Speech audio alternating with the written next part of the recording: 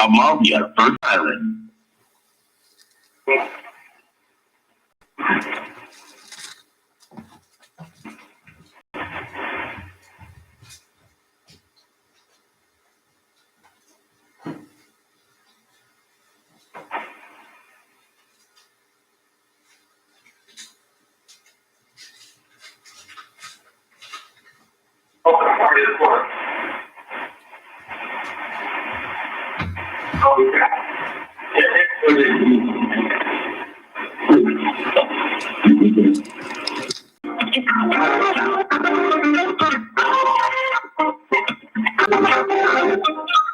FM 88.1 WVR, Highland Park.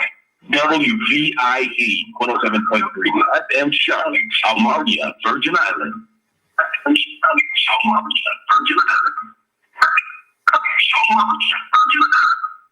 WGPR Victor HD2. You're watching WHPF, Highland Park, Detroit. Amalia, Virgin Island. Amalia, Virgin Island. WGPR Detroit HD2. You're watching WHPF, Highland Park, Detroit.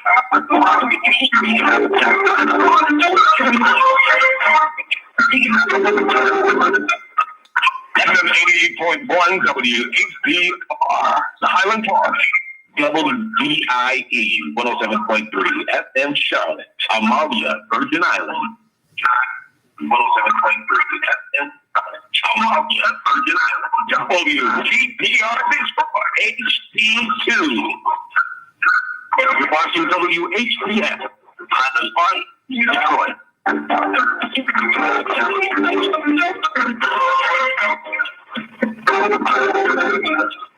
FM 88.1 WVR, Highland Park. WVIE 107.3 FM Charlotte, Amalia, Virgin Island. 107.3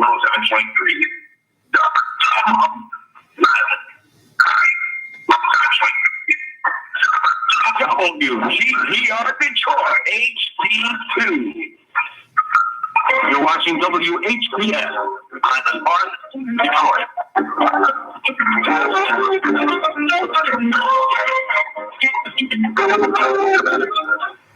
FM 88.1 WVR, Highland Park.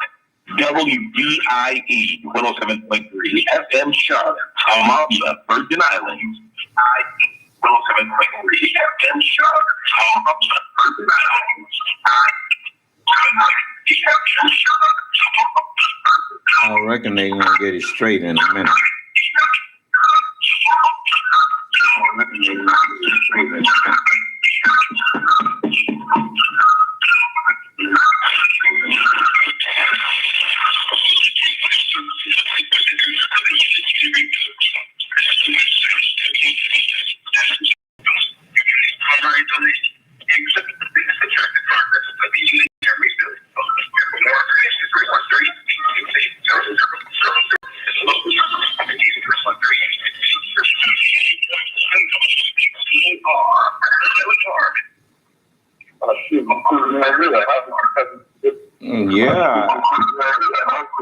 Yeah, I see you are. And y'all just now. What are you saying you want me to do?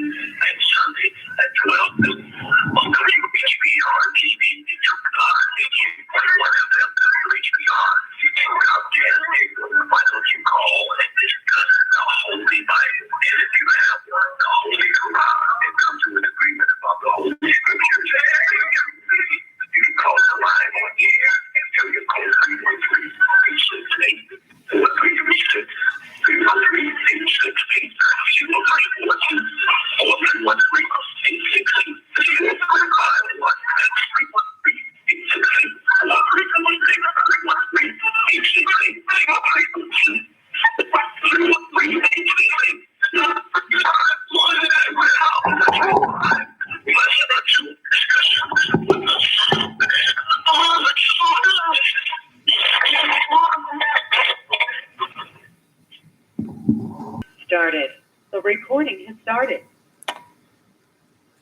In the name of Allah,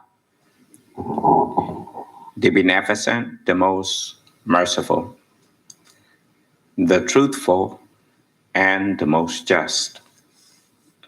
I greet all of you once again who are hungry and thirsty for the truth, for the true understanding of Allah's Word, which is called Holy Scriptures. I greet you all with the greeting words of peace. May Allah's Salam Alaikum. I want to, before we get into our spiritual class this evening, as I told you that anytime I see, or anytime our people, I see any of our people trying to do something that will help us, I try to do what I can to help. So we're going to bring Ms. Hitchcock back on this evening to talk with you about Proposal N, and to reiterate to you, to re-advise you, and to let you know that the proposal itself, we're not so much as against the proposal, we're against the way they trying to go about sticking their hand in our pocket, making a promise that history teaches us is suspect. Because if everybody who took money from us, whether it's in taxes or whether it's in donations or whatnot, if everybody that had taken money for donations for some worthy cause to help us had really did what they promised, you would see a big difference in the way our community is looking. So, Ms. Hitchcock has informed us that this Proposal N is just another way of promising us something just to get our okay for them to just raise our taxes some more and use them for whatever they want to use them for other than helping us. So, Ms. Hitchcock, you are free to unmute your phone and go from there. Oh, by the way, Ms. Hitchcock gave me the total amount that what she's trying to do is going to cost, and it will be $11,166. And so we've already knocked that down to $9,166. And if it pleases Allah, before the month is out, I want to be able to let her go on and pay her card back off. She's putting it on her own credit card, and we should not have her to do that. So we, before the month is out, I know the new Nation of Islam. I'm the head of the new Nation of Islam. And I pledged 2,000, and I've already paid 800 of it. And I'm going to, I borrowed 8 from the Unity and Rebuilding Fund. I'm gonna put that back this week, and then I'm gonna pay the other 12 to SOS Graphics and get that portion of ours out of the way, our commitment. Now, I would like you who are members of churches and whatnot, here's your chance to step up. Let's put our, as the old saying, go put your money where your mouth is. We do a lot of talk about our wanting to help and how we love our people and all that. Well, deeds and actions is how love is expressed, you see. So I'm going to maybe get with the station sometime this month, and we're gonna raise the rest of that money. And that's you know, so you just go ahead, Miss Hitchcock, and do it, and don't worry, you'll get your card paid off. And Thank you, Son of Man, and you're welcome. the new nation of Islam. Thank you very much. We had some, it seems to me that anything that I could think of, it falls into my lap. And everything that is going to take us to be successful in this battle, it just seems to fall in my lap. Today, another person came and he says, we got to have commercials on the airways, not just on 910 and WHPR. We have to hit them so hard until every time they turn around. And we need some commercials on major channels. He told me to get that done and just call him and let him know what that costs. Okay. So I'm just grateful for everybody that I turn into, bump into. It seems to rub off on them. I want to give some shout outs. I don't know if many people know it, but Eric Muhammad is my handyman. I like Eric because he could cut and measure like nothing you've ever seen in your life. Eric cut a piece of plywood to go in the bottom of my cabinet, and it was perfect, absolutely, positively perfect. So I just want everybody who's listening to know that Eric is my handyman. Jameer is my landscape man. He and his brother cut my grass, and they do a fantastic job. They never miss, and they always clean up really good when they're done. Sometimes they do extra, and I don't even have to ask them, and I really appreciate Jameer and his crew for taking such good care of my grass. Charlene is my printer, and she delivered me 10,000 flyers on yesterday. And I don't know if a flyer can be beautiful, but that is one of the most beautiful flyers that I've seen, and I've seen a lot of flyers. So I just want you guys to know that even before I was moved to get in touch with Son of Man about this effort, that these people were with me already. So I'm thankful for that. I had an idea. When I talked about the yard signs, I encourage people to take yard signs for the No on Proposal In campaign. And we see yard signs, and usually people will put them on the curb between the sidewalk and the street. The opposition always has crews putting yard signs up. But if we could put a billboard or a banner on commercial buildings, we may be able to just make a banner and put it up temporarily. If we have a painter, I've seen sign painters in the community from time to time. So if anybody knows anything about a sign paper, we're going to have billboards up on buildings throughout the neighborhood, vacant buildings if we can. If you have a house or a building that we could put a banner someplace on that place. We were in a war, but this is just a battle. And we're going to have a win in this particular situation. So I'm thankful to have Son of Man and his team on the team with us here in the city of Detroit. Tonight, I want to talk to you about a good reason why we should vote no on Proposal N. What Duggan says that his administration is going to do, They say they're going to tear down 8,000 houses and repair 8,000 houses. I have this phrase I use quite often. I say, now make sense of this.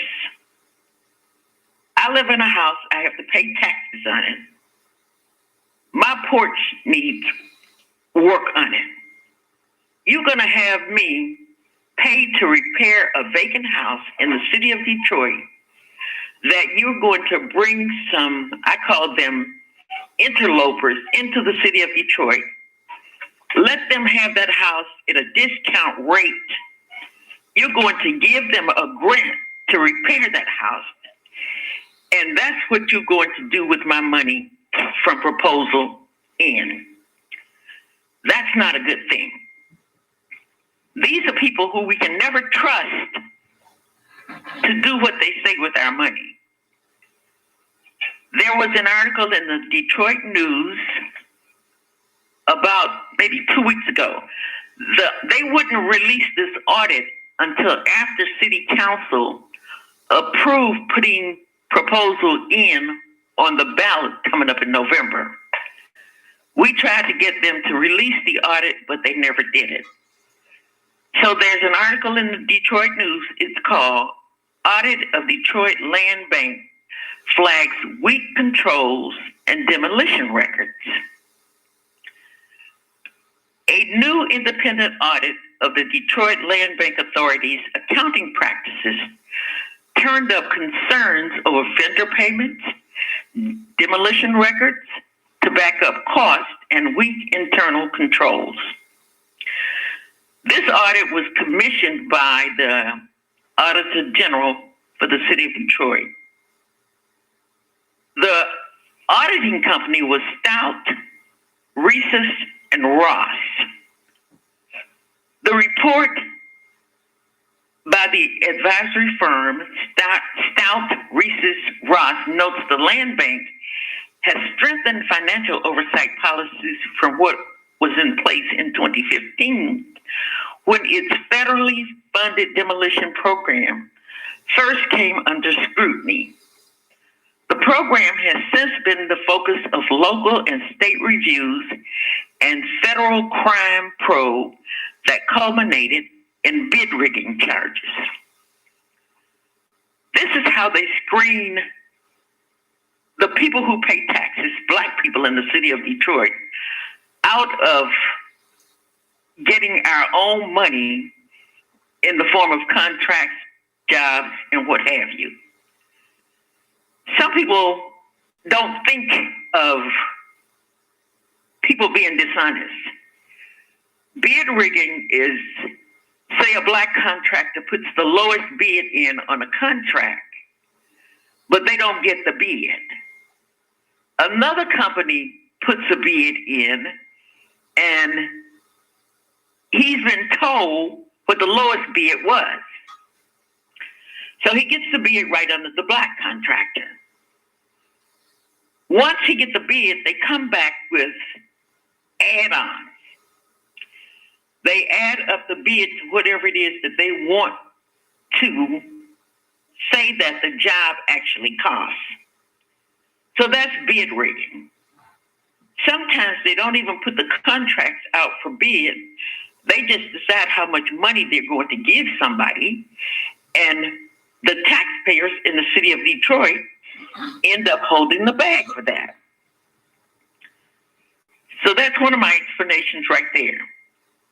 They have, however, over the course of the review period, Stout found irregular transactions, both before and after revised financial systems and policies were implemented, including unexplained bank reconciliations and transactions not recorded in the land bank's ledger, unapproved vendor payments, and payroll discrepancies. This is what you do with people's money when you don't respect them. You take their tax dollars and do whatever it is you so desire with their tax dollars. Just a moment. This go ahead. If you recall, They just gave away $2 trillion that was supposed to help the American people. And now you correct me if I'm wrong, but approximately a fourth of that money, matter of fact, the money been dispersed and nobody know where it went. Now that's what they said. When they asked the president, well, who's going to oversee and ask Congress, Congress appropriated the money, and they appropriated someone to oversee it, but the overseers were never allowed to oversee it. And this is what's going on in the whole country now. You got people who are in government that, just like you just said, they giving contracts out to people, and they do the bid and everything, and work it where they boy or they friend can get in there and get the money. Then they up the price, and then they get their kickback, and them and their buddies laugh all the way to the bank. And it's time for us to either wake up or sleep forever. But this stuff got to stop. I mean, you got people just like you sounding the trumpet, you sounding the alarm. But it's not enough for us to just sound the alarm. We're going to have to wake up, hear the alarm, and then the idea, good idea. But you said you need your porch fixed. There's many homes in the Black community that need refurbishing. Well, I'm all for it. Let's tax ourselves and hire some of the people in our community that do that kind of work and put them to work fixing up the homes that people are already living in. Yes. Now that's a good idea. But I'm not for letting your house and letting all these houses that's in the Black community sit that's empty. You're gonna take the people's money who in the city paying taxes. You want to tax them some more so they can fix up houses for other people to move in while their house falling down. Yes. No, that don't go. That don't go. You got to vote no on Proposition N. It's got the right initial, N. N for no. N for no. Yes. Vote no on N. And I tell you what, to show you this ain't no bigoted forum. There are people out there that's listening that want to push that. Come on in here and give them the number where they can call in and tell us why we should support that. You know, people all the time, they try to, just like I hate Fox News. I hate all these places that they put one side of something on there and won't let you hear nobody on the other side. Well, look, I don't take a position that I can't defend. I mean, when you brought me this, I listened to you, and I understood what you were saying. I've been seeing us being robbed and ripped off. I watched that all my life. And I know a ripoff when I see one. None told us that you can tax our property. You tax our property, take more than is due, and then tell us when we find out that's what you did, that the law won't let you give it back. Well, ain't that something? Yeah, we got to pay a poll tax now.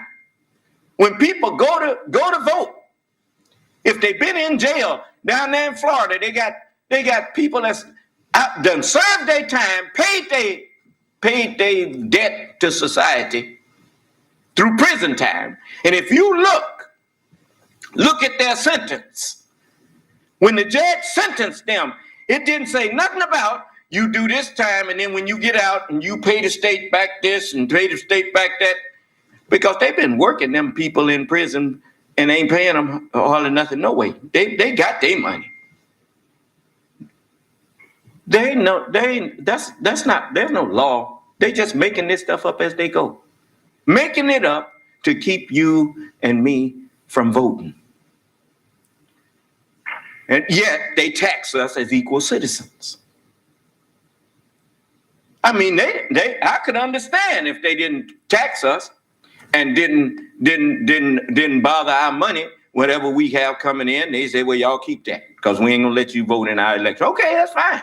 We'll take our money and we'll make our own cities. We'll make our own towns. But no, he takes our taxes and then do to us what he went to war against King George to stop him from doing to him.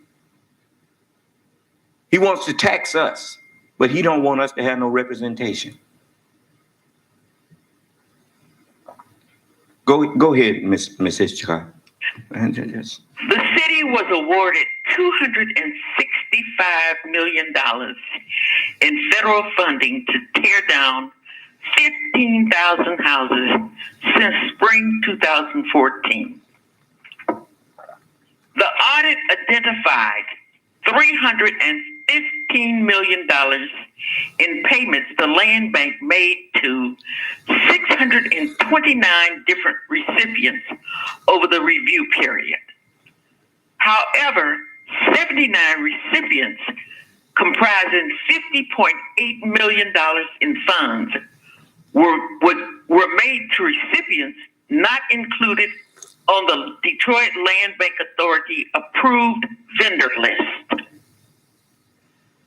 Of the $50.8 million, about $24.2 million went to demolition vendors with names similar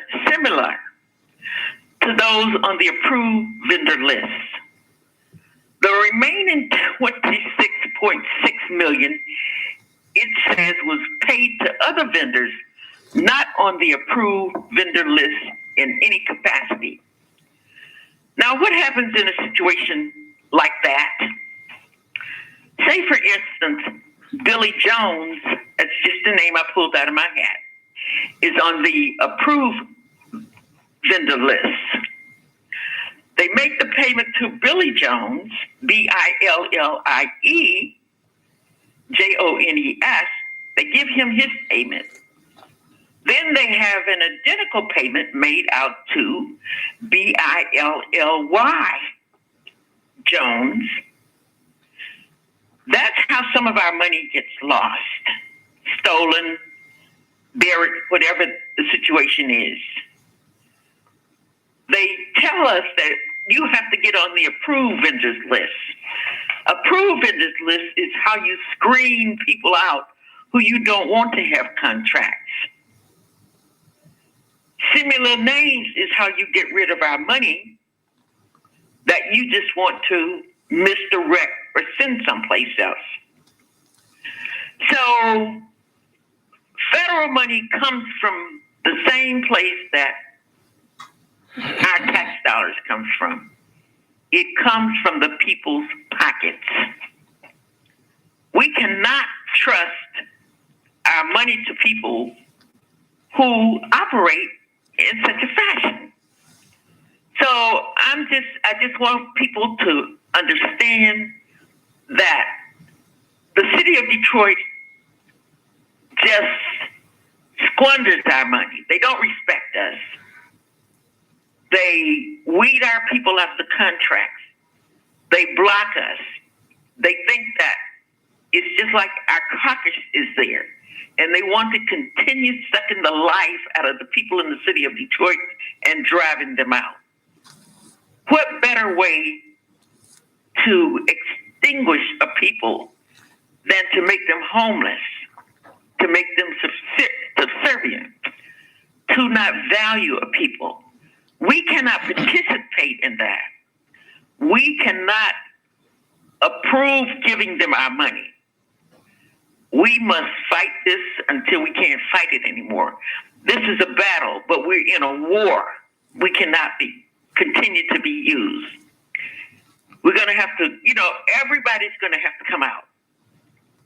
when I put the call out and say that I'm going to swarm a neighborhood, that means that I'm going to give out a date, a time, and a place for people to come to. We're going to do it early. We're going to do it systematically. We're going to start at the most highest voting areas in the city of Detroit. We're going to take them on sections at a time. We're not going to do it haphazardly. We're going to start at the highest voting areas and move down to the next highest until we get the entire city of Detroit covered. We've had enough time. One more thing. Between now. Let's make sure we do that right close to election time, so that it'll be fresh in the people's mind. Let's. Commercials on the radio stations in the city of Detroit. Yes. We are going to bombard them. We're going to be in their faces. Okay. We're going to hit them on the airways and we're going to hit them at their doors. And if we really get lucky, we're going to be on TV also. So we got 2 months and there'll be no excuse because we got time to get this done. We're not going to stop. We're going to be working right up until November 3rd. So we have enough material to get a good start. And what we need, and I never say what I need, what we need is for people to commit to participate. It'll probably be something like maybe 2 or 3 hours on a particular day. We won't spend all day at it. We'll hit the street, get the area covered, and then the next day we'll move to another area with some different people. So once again, my phone number is area code 313-874-2792. If we have any good carpenters in the city of Detroit who are willing to help us to get billboards up, that would be a great thing. So the effort is on. It's a war, but this is a battle, and we have to have a win. We must have a win. We can't take another defeat. Maybe on something else, but not this particular issue. And when I was talking about how they do our money, money is one thing, but the most grievous thing for me is when you take a person's home for taxes they didn't owe. When a person is homeless, it affects them mentally, it affects them physically. There are children involved, they're disrupted, and it's just not the way you treat other human beings. You don't take a person's home. It's important for everybody to have food, clothes, and shelter. And the worst thing you can do is take a person's home for taxes they did not owe.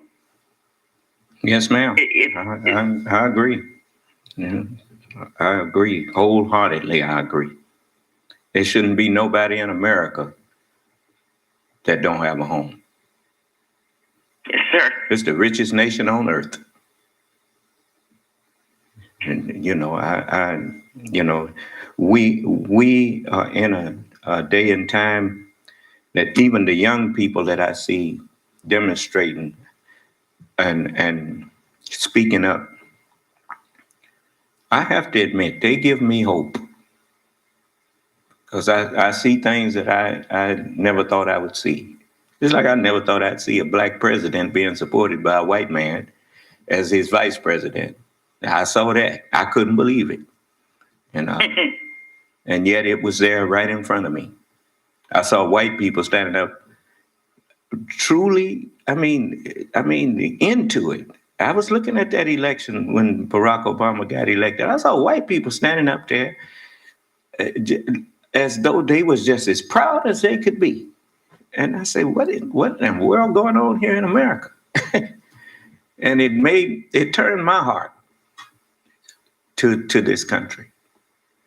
And, I understood what Miss Obama meant when she said for the first time in her life, she was proud of her country. Because I was proud.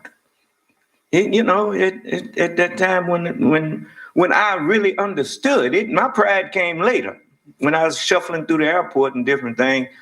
And, I saw the different attitudes of people. I saw I saw a different type of respect for us. And even the way we looked at ourselves. Just because a black man was in a position of the most powerful office in this world.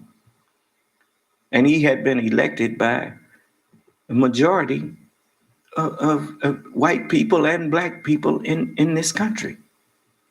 And I say, I got to try to help.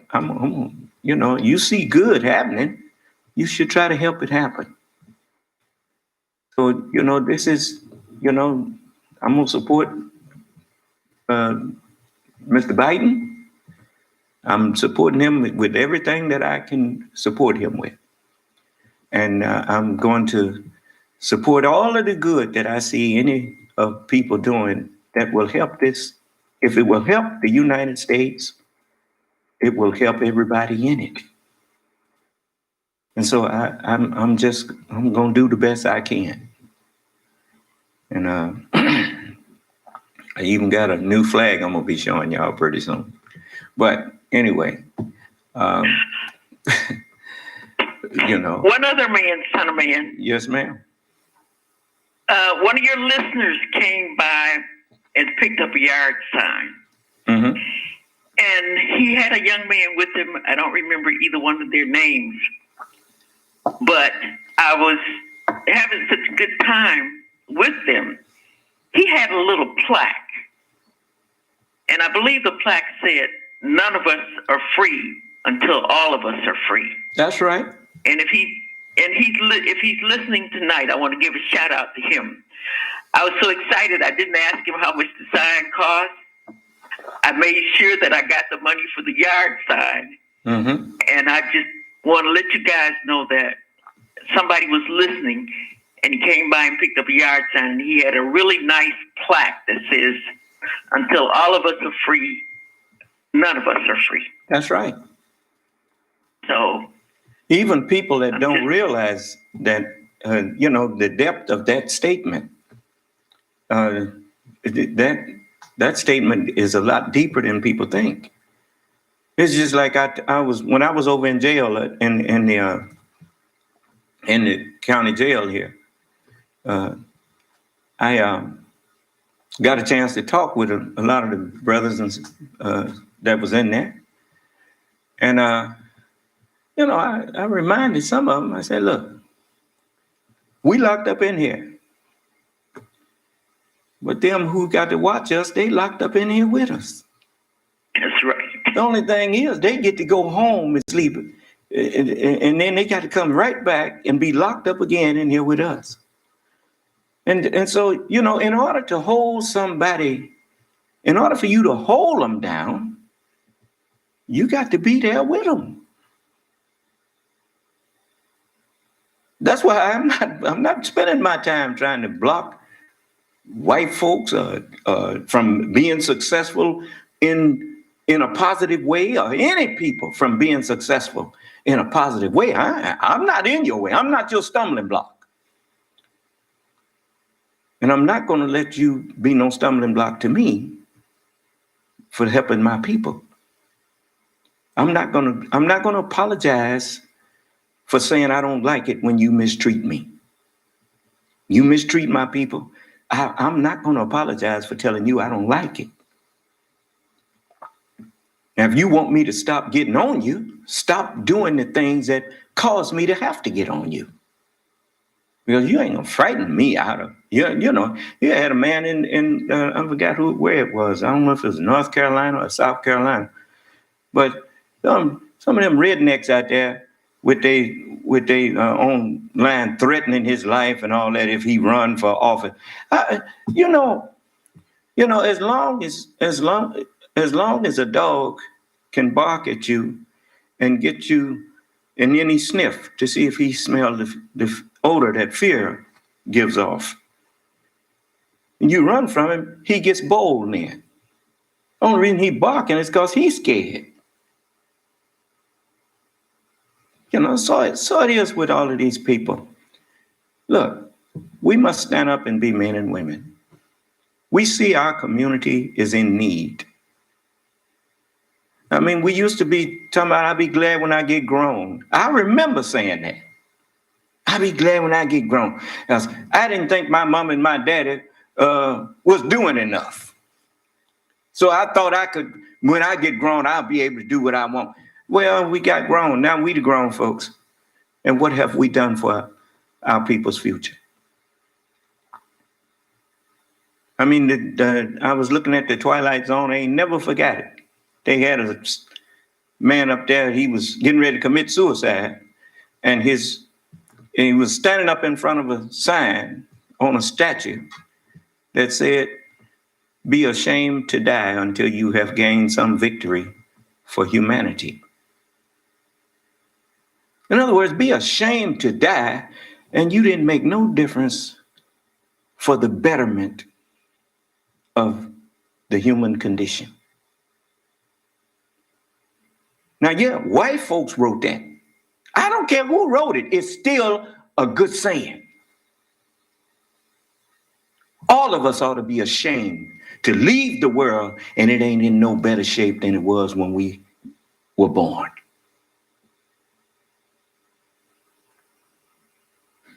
And if we can't be part of the solution, whether you like to admit it or not, you just part of the problem.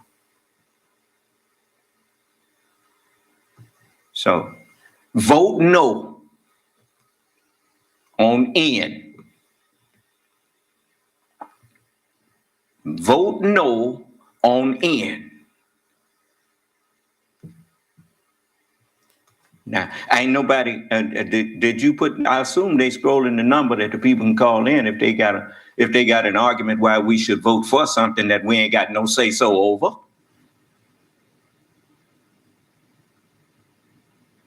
Through taking our money and just doing what you please with it. Helping everybody but us. No more. Just like you sent me this Ms. Hitchcock sent me an itemized list of where this money was going. 10,000 flyers, $535. Radio ads, $1,500. That's been paid already. I assume you took care of that already. And it says radio ads, $1,500 on 105.9, Mildred Gaddis. Frankie Darcell, $1,500. That's 92.3. Radio ads, 93.5, 98.3, 99.9, Van Tull, and that came to $1,250. No, 725, and then stakes and the things that you have for the signs. I assume that's what that is. It's $1,200. Yes, sir. Yes, ma'am. $1,250. Yes, ma'am. Let me interrupt a little bit, son of man. The items in the last column, there was a check for $500 to WHPR. Mm-hmm. That is paid. Mm-hmm. $1,500 to 910. That is paid. Yes, ma'am. The flyers for SOS, that is paid. Yes, ma'am. Some of those stations in the middle columns, those were just estimates. Okay. And those aren't included in the 11,166 or something like that. I'm not looking at the paper, but just the last column are the things that I nailed down. Like I knew that we were going to get yard signs. I knew we were going to get 10,000 flyers. I knew we were going to commit to the 800 spots on 910. I knew we were going to commit to the $500 to WHPR. And we're going to try to talk to WHPR some more and funnel some more money into that station. The other radio stations that don't have amounts beside them, that was the offer that I got from another place today. Uh-huh. So we're in pretty good shape. and I'm going to tell them to start the process on the yard signs on Monday, and we're still looking to nail something down on the billboards. But I know I'm grateful, and I believe the people in the city of Detroit will be grateful just to have somebody to fight for them. And I think it's going to motivate more people to fight back. Well, like I said, I'm gonna help.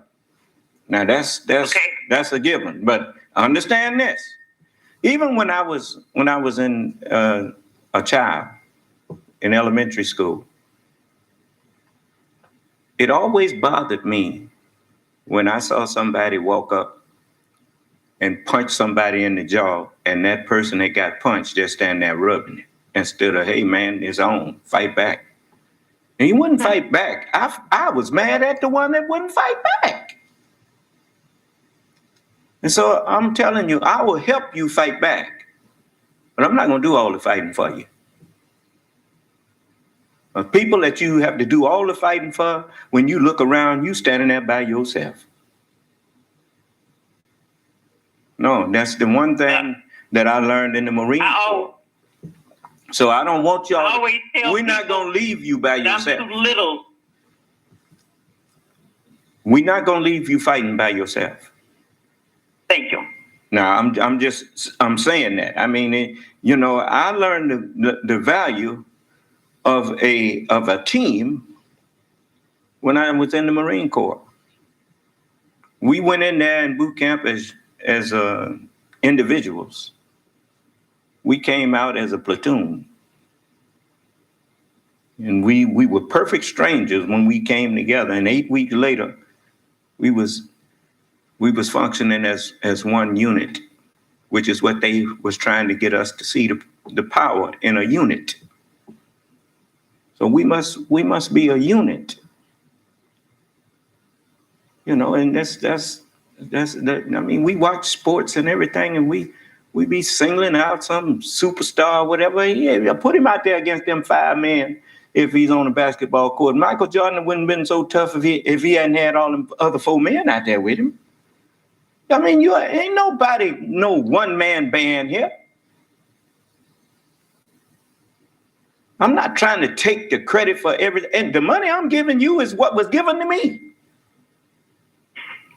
The people that's with me, they are my support. And I recognize that. And I respect every one of them. And if necessary, I'll give my life for them. So this is the way we got to be. One for all and all for one.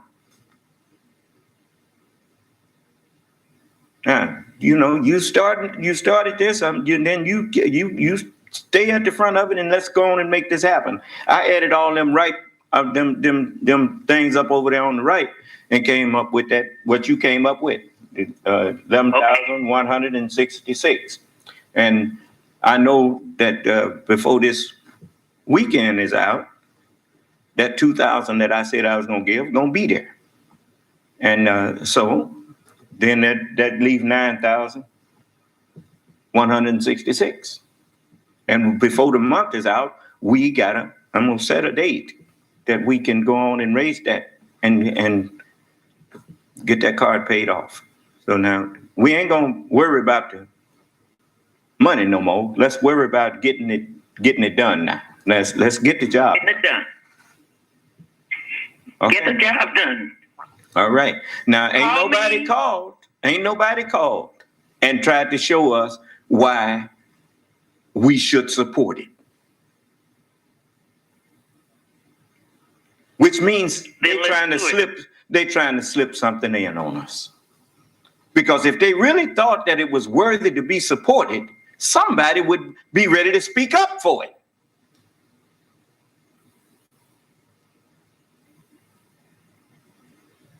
No. We supposed to be just stupid. Look, a fool and his money will soon part company. Now I'm telling you. Now that's an old saying. And you see, it's been true with us. Foolishness is bound up in the bosom of a child. Whenever you in an arena that you don't understand or come into a situation that you are not fully knowledgeable of, you are a child. And you know you can do anything to children. So, all right. Go ahead, Miss Agnes, and finish reminding us. And then you know you got to come back again Sunday. And we come back Sunday. What yes, time? Ma'am. I'll go on at 12. Okay, I'll be here Sunday And Monday. at noon. And Wednesday. And Monday? Yes, ma'am. Monday. And Wednesday. Wednesday and Friday and Sunday, all the way up to the election. I'll be back. And I bring will give you a whoever. report on how many listeners called Good. to sign up to beat the pavement. How about that? Okay. That'll work. That's right. That'll We're work. going to have a roll call. So, Okay. listeners, participants, my phone number once again is area code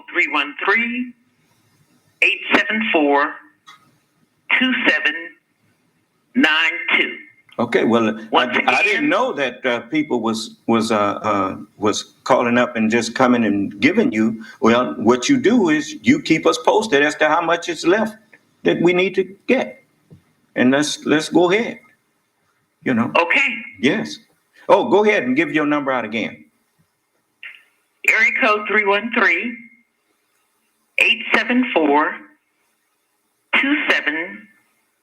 313-874-2792. That number is always open and available. I have caller ID on it. If I miss your call, you can leave a message and I'll call you back. And I'm going to have dates that you could pick to let me know what date you can spend 3 hours. And the times will be adjusted to fit your convenience. And we're going to put those flyers on the street to get the people notified. We're going to get those ads up on the airway. And I'm just grateful, Son of Man, and the New Nation of Islam to have you guys on board. Well, I want to tell all of you this, that I have some plans that I haven't told nobody about, but I promise you that it includes all of us. And Allah gives me ideas that I know will work. You know, when we implement it, you will understand what I was talking about. You know, just hold on. We don't need to deal drugs to one another. We don't need to do none of the stuff that they tried to force us into doing. If you just be patient and just take a minimum wage job and let that do. Get by.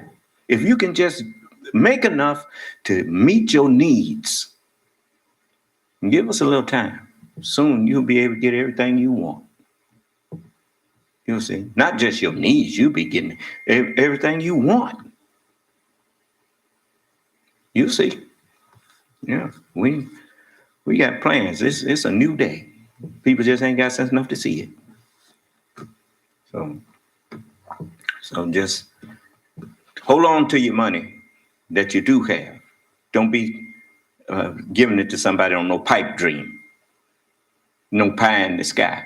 You know, they want to tell us what they want to do for us, and every time they had a little something, could have done something for us, didn't do nothing.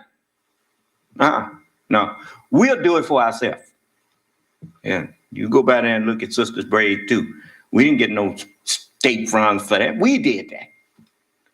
That's that Unity and Rebuilding Fund that you seen. There's a lot of things we getting ready to do. You know, so just have patience. And Ms. Agnes, I expect you back here Sunday. Sunday at noon, I will be Yes, there, ma'am. Son of Man. All right. And I'll give you a report on Okay. Sunday at noon. All right. And once again, thank you and the New Nation of Islam for inviting me to speak again tonight. And I'll see you on Sunday at noon. Yes, ma'am. Thank you. Good night. Good night. Now, I want y'all to just remember, the messenger said this about Islam. He said, there are no big I's and little U's in Islam. If I take a position, everybody that's following me, most of the people that's following me used to argue with me until they were satisfied that I knew what I was talking about and knew what I was doing. That's why I ain't got no bunch of yes men following me. I got people who are faithful following me. They trust me because I proved to them that they can trust me, not to lead them into the ditch. So, and if all of you who are listening to me, I don't care what continent you're on, if you listen to me and give me a chance, you'll see that I'm just what I told you I am. I'm just what the scripture said I would be. A wonderful counselor. That's right. It says his name shall be called Wonderful Counselor, the Mighty God, the Everlasting Father, the Prince of Peace. And of the increase of his government and peace, there shall be no end. I'm just for all these people that think they're going to get rid of me. You don't get rid of me. I like that part. Of the increase of his government and peace, there shall be no end.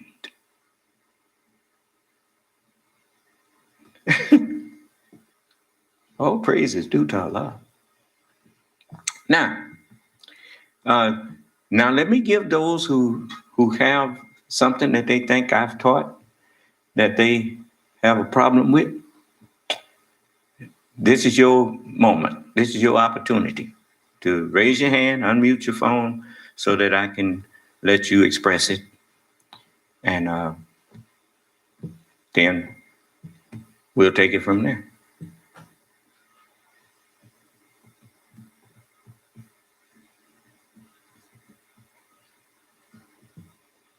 Anybody got their hand up? All right. Well, if nobody have their hand up, I want to get into some of the current news. Let's see.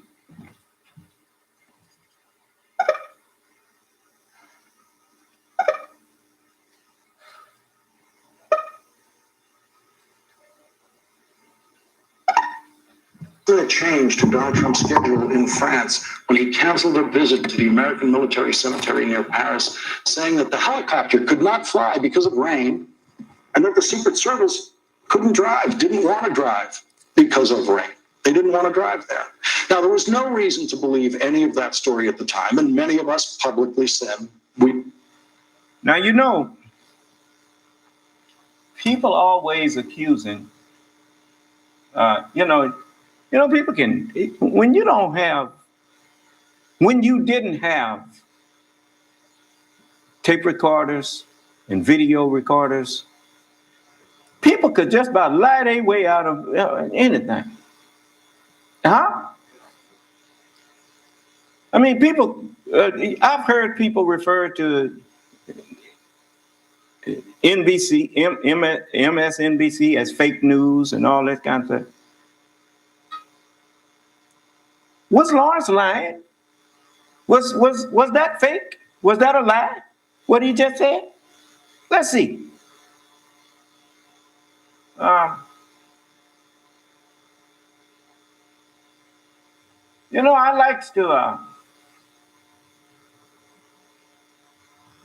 like to give people the opportunity to speak for itself.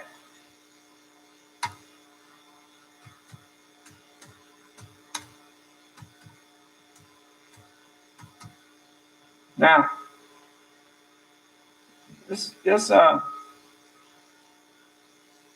I wanna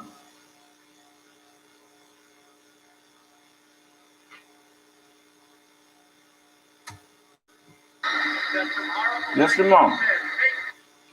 Now I'm gonna have to take a little time here to give Mr. Trump a chance to, correct whatever people said about him now. You can't, even when people knew that Charles Manson was more than likely behind that stuff that was done, when Richard Nixon got out there and said, everybody know he's guilty, he had to come back and apologize for that. Say, you ain't got no business coming out there. That man got a right to a trial. So I'm listening to Donald Trump. I'm not, when he's accused of something, he got a right to defend himself. Do you understand? People used to come to me when I was younger. I probably would have just took something and ran with it.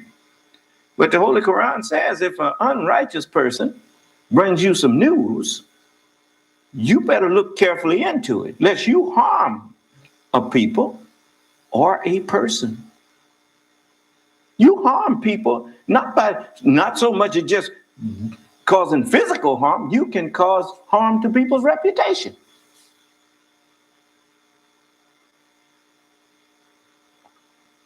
Saying things about them in the public that you don't know if it's true or not. And if you don't know if it's true, why are you passing it around? So, I've learned to listen.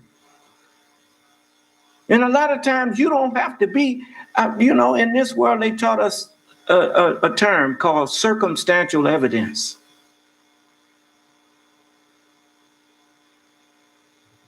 It's like when Spock was given an example of circumstantial evidence. He said when he was made a decision about something on Star Trek, he said, Doctor, he was talking to Dr. McCoy.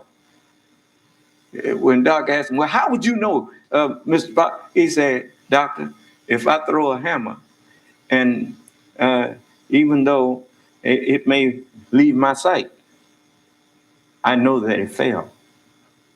You understand? So it's certain things, because you know the laws of gravity, you know that hammer fell. You didn't have to see it fall to know that it fell. Is that right? Okay. Now, so circumstantial evidence. I want to show you something here. Okay. Give me a minute. Now, Lawrence is making statements about the president and what happened a good while back about him not going to the cemetery because of the rain. Now look at this.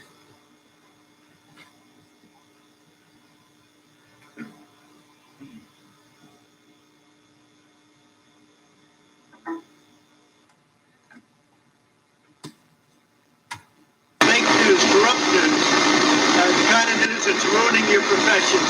And everyone knows it's totally false. General Keith Kellogg was a highly respected man, couldn't believe when he heard it. And he knows everything about all of it.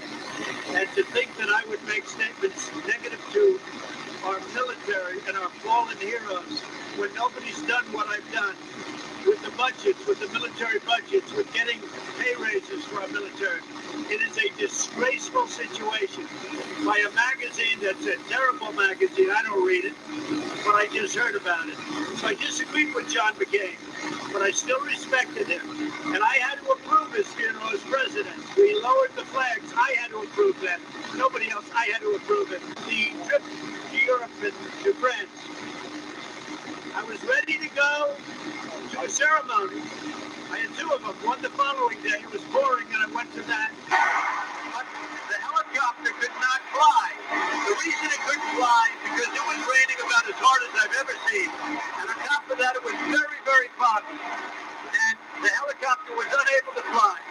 It was a fairly long helicopter flight, but it was a very long drive. In order for me to go, we would have had to leave immediately and go through very busy areas of, I guess, Paris, but a very, very heavily traveled area, very big city, I think it was Paris. And the Secret Service told me, you can't do it.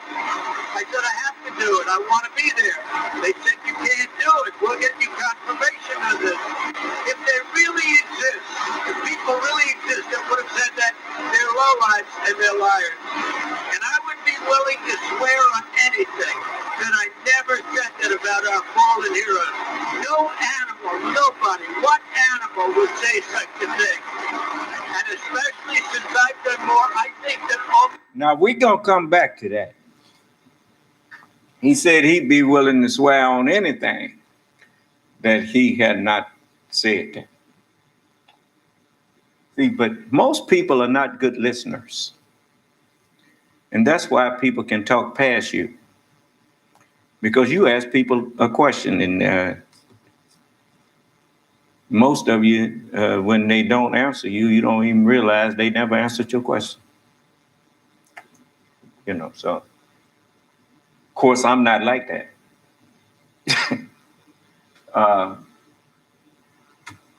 I can't afford to be like that. I'm the Son of Man. I have to be a good listener in order to be an accurate judge. You have to be a good listener. You have to be able to bear the witness that people are giving you so that you can make a decision about their truthfulness or their untruthfulness. So, you know, that's why when people come in here, I'm listening. You notice a lot of times I quote people back when they thought I was just, they had got me all rattled or whatever, and then I quote back to them what they said. If I ask them to quote back to me what I said, they can't do it. Most of them can't remember what I said because they didn't listen to me. They were just being quiet, trying to wait on their time. That's why they have, can I talk now? Can I talk now? You wouldn't even have to ask me, could you talk now if you had been listening to me?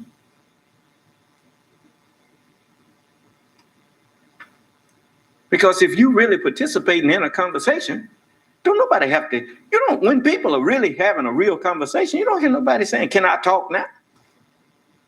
The conversation dictates to whose time it is to talk. Do you understand? Yeah. See, you don't realize you're telling on yourself. Anyway, I told you. You don't believe I'm the Lord. You will before it's over with. To your sorrow. Let me get one that's a little more plain.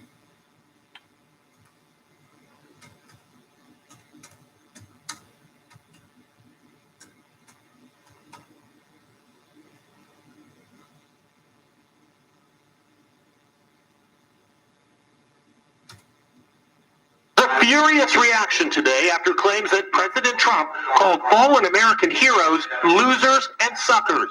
A Twitter page titled "Not a Loser" is trending. My grandfather was killed by a landmine while freeing Europe, one veteran's family writes. He was 29. He was neither a sucker nor a loser. My dad served during Vietnam.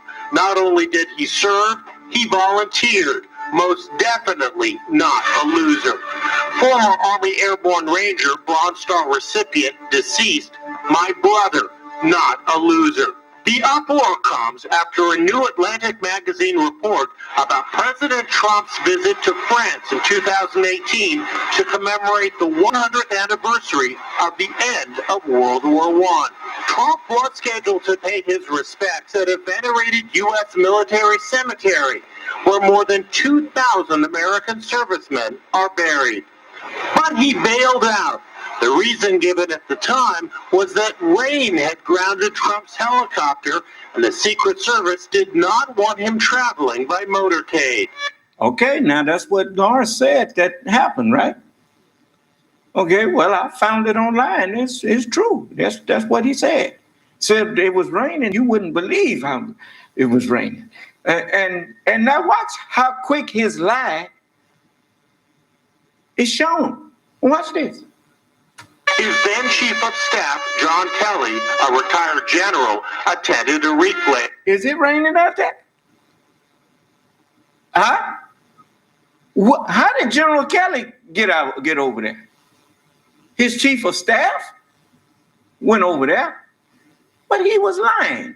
He wasn't interested in going and honoring those honored dead. He wasn't interested in that. Now, let's see why he wasn't interested in it. Let's see. Now, let me tell you something.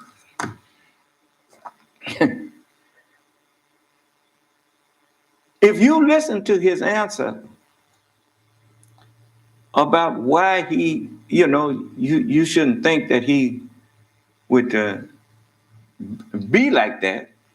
Let me let this finish playing.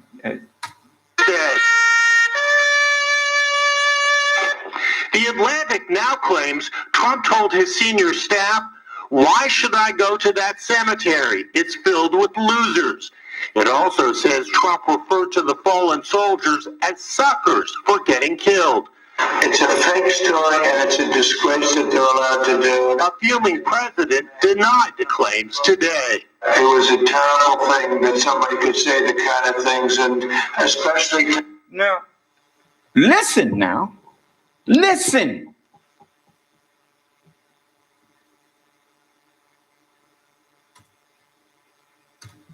that they're allowed to do. A fuming president denied the claims today. It was a terrible thing that somebody could say the kind of things, and especially to me, because I've done more for the military than almost anybody else. The Atlantic reporting is based on 4.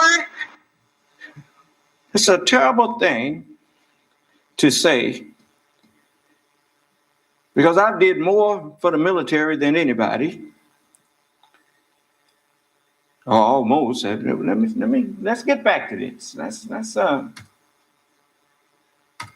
Claims today. It was a terrible thing that somebody could say the kind of things, and especially to me, because I've done more for the military. Especially to him. What's missing there? Now, look, all y'all that hate me, I wish you could just put that on hold for a minute. I ain't telling you to stop. I'm just telling you to think. Now, if you got a reason to hate me, fine. I wish you to tell me what it is, but really. I mean, if it's because I'm black, well, that ain't my fault. That's something I can't change.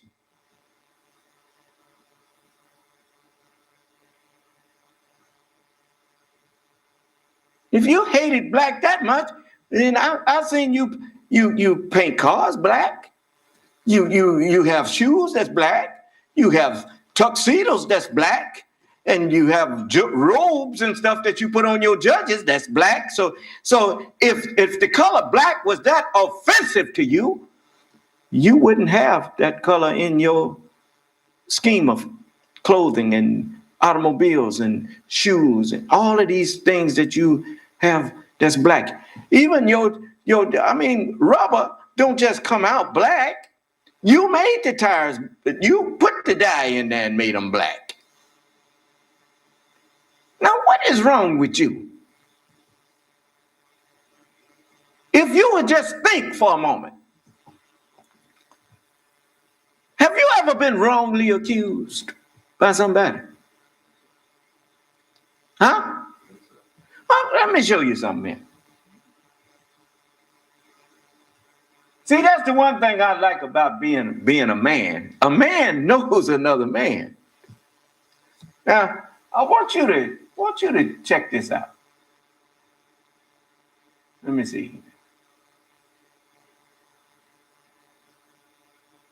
I think this is it here. We'll get back to Donald Trump in a minute. Here's some new sound in from Joe Biden confronting a voter at a town hall in Iowa when the voter brought up Ukraine and his age. Have a listen. We all know Trump has been messing around in Ukraine over there, holding their foreign aid for them to come up, saying they're going to investigate you. We know all about that crap. And he's no backbone. We know that for that. But you, on the other hand, sent your son over there to get a job and work for a gas company that he had no experience with gas or nothing, in order to get access for the president. So you're selling access to the president just like he was. So you're a damn liar, man. That's not true. And no one is ever. Now, well, the first thing came out of Joe Biden's mouth. Say, you're a damn liar, man. Huh? Wait a minute. Watch this. You said that? No, I hear that. I see it on the TV. You see it on the TV. You was watching. No, I know you do. And by the way, that's why I'm not sedentary. I get up and let him go. Let him go. Look. Now, you notice, when somebody disagreed with Donald Trump, he wanted to get him out of there, huh? What did Joe Biden say? No.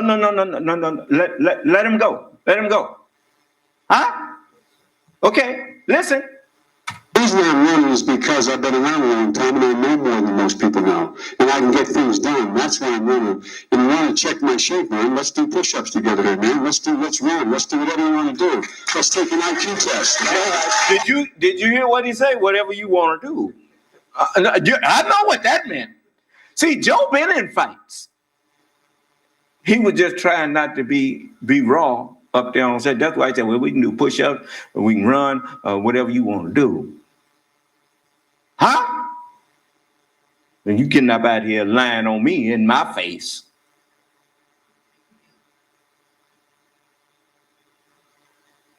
Now, Joe will fight. Trump is a coward. That's why anybody that disagrees with him, it scares him. And he tells him, get him out of here. Get him out of here. Huh? When Joe said he would like to take him behind the gym and put something on him. Now, Trump, if I went back there, I'm 6 foot something, I'd blow on. I've seen a lot of 6'3", 6'4" punks. And I don't mean that in that derogatory sense. I'm talking about them who are just big. They ain't about nothing, big old coward.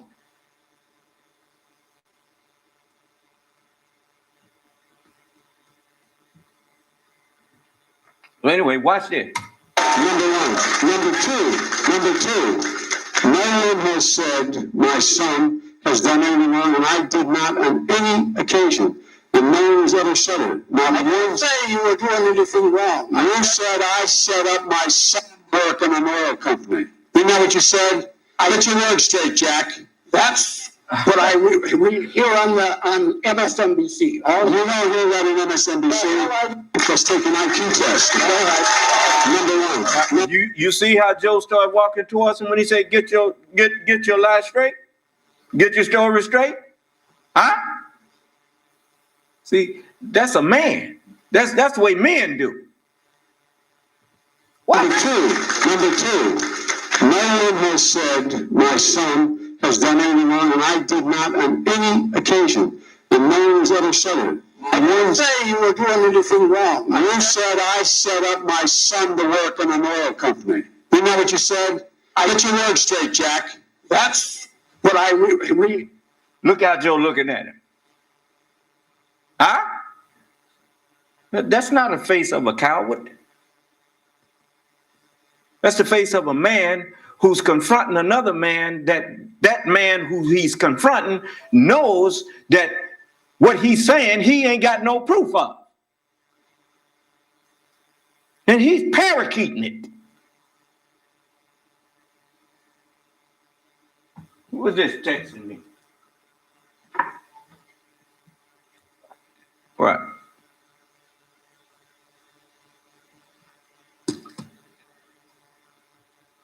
Let me see here.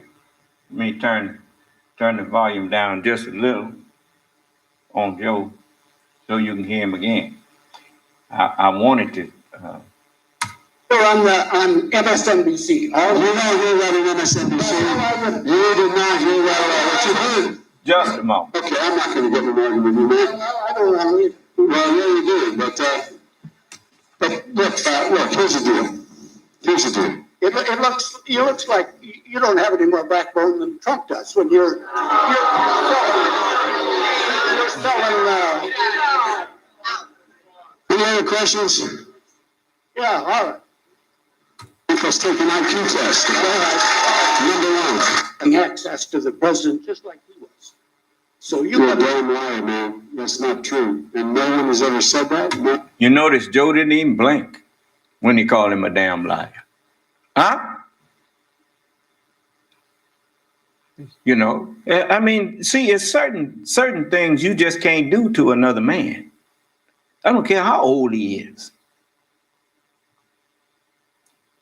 You don't stop being a man because you got old.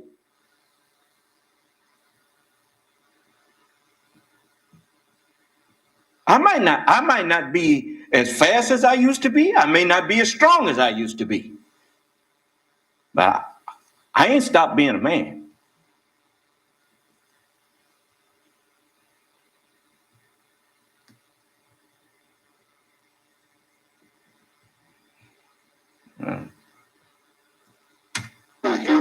I see it on the TV. You see it on the TV. No, I know you do. And by the way, that's why I'm not sedentary. I get up and let him go. Let him go. Look, the reason I'm running is because I've been around a long time and I know more than most people know. And I can get things done. That's why I'm running. And you want to check my shape, man? Let's do push-ups together here, man. Let's run. Let's do whatever you want to do. Let's take an IQ test. All right. Number one. Number two. No one has said my son has done anything wrong, and I did not on any occasion. And no one has ever said it. Now, I didn't say you were doing anything wrong. You said I set up my son to work in an oil company. You know what you said? Get your words straight, Jack. That's what I... See, I like that. Some of them old commentators, they tried to make it look like Joe Biden was wrong for calling. See, that's, people is something. Cowards, you can always tell a coward. I've had people come in here, they don't seem to care how people talk to me. But when I decide I ain't gonna take it, then they blame me. He don't know how to talk to people. He don't know how to, but that's somebody who they just wish they could see somebody who could condemn me. And since they can't find nobody who can argue with me and win, they would much rather side with anybody who disrespects me. And if I don't take the disrespect, then they tell me I'm wrong. You remember that woman put on there, some kind of humility. He ain't got no humility.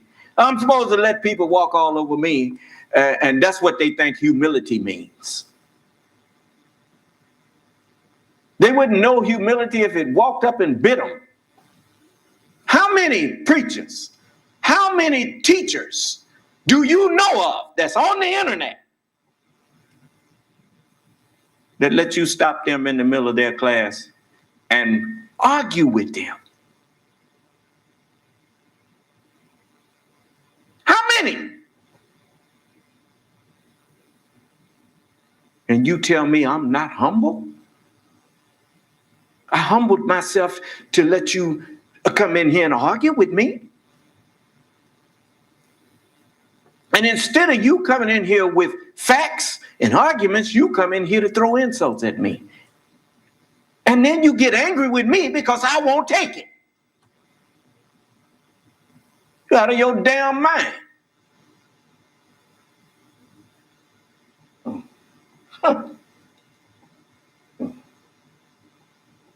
Bunch of cowards. Now, let me show you something here. Now, listen closely to President Trump. Now, he's been accused. He has been accused of saying terrible things. What is that? Let's go back this up a little bit. Uproar comes after a new Atlantic magazine report about President Trump's visit to France in 2018 to commemorate the 100th. Okay, listen. A conversation on the same trip, Trump referred to the more than 1,800 Marines who lost their lives at Belleau Wood as suckers for. Is this fake news? Some of y'all that's out there, you Fox News people that love to watch Fox. I don't care if it's an unknown number. I want to hear from the people who say this is fake news. And I want to stay on this line. Is this fake? Listen. Getting killed. Belleau Wood is a consequential battle in American history, and the ground on which it was fought is. I'm going to back that up. Just a moment. You need to hear the whole thing. True that the helicopter couldn't fly, and it was not true that the Secret Service couldn't drive to the cemetery. Jeffrey Goldberg reports Trump rejected the idea of the visit because he feared his hair would become disheveled in the rain, and because he did not believe it important to honor American war dead. According to 4 people with firsthand knowledge of the discussion that day in a conversation with senior staff members on the morning of the scheduled visit, Trump said, "Why should I go to that cemetery? It's filled with losers." In a separate conversation on the same trip, Trump referred to the more than 1,800 Marines who lost their lives at Belleau Wood as suckers for getting killed. Belleau Wood is a consequential battle in American history, and the ground on which it was fought is venerated by the Marine Corps. America and its allies stopped the German advance toward Paris there in the spring of 1918. But Trump, on that same trip, asked aides, who were the good guys in this war? He also said that he didn't understand why the United States would intervene on the side of the Allies. When the Marine Corps arrived at Belleau Wood, French soldiers were retreating and warned the Marines that German attacks were going to increase and urged the Marines to retreat. To which Captain Lloyd Williams said, "Retreat? Hell, we just got here." And I'm going to tell you something else. You learn in boot camp that Marines don't retreat. You learn that in boot camp. No. We fall back and regroup and fight some more. But we don't retreat. We don't run away.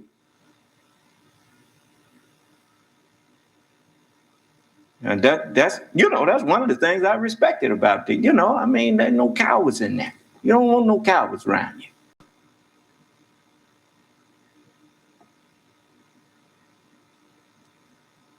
So, that's why I could not believe, it's no way that if the Marine Corps is anything like it was when I was in there, ain't no way you gonna sick the Marine Corps on civilians in America. I don't care who you are. If they come out here, they sure won't be coming out here to murder the American people. They'll be here to protect them from all of them cowards who think they're gonna murder them. And that's one fight I'd be glad to get in.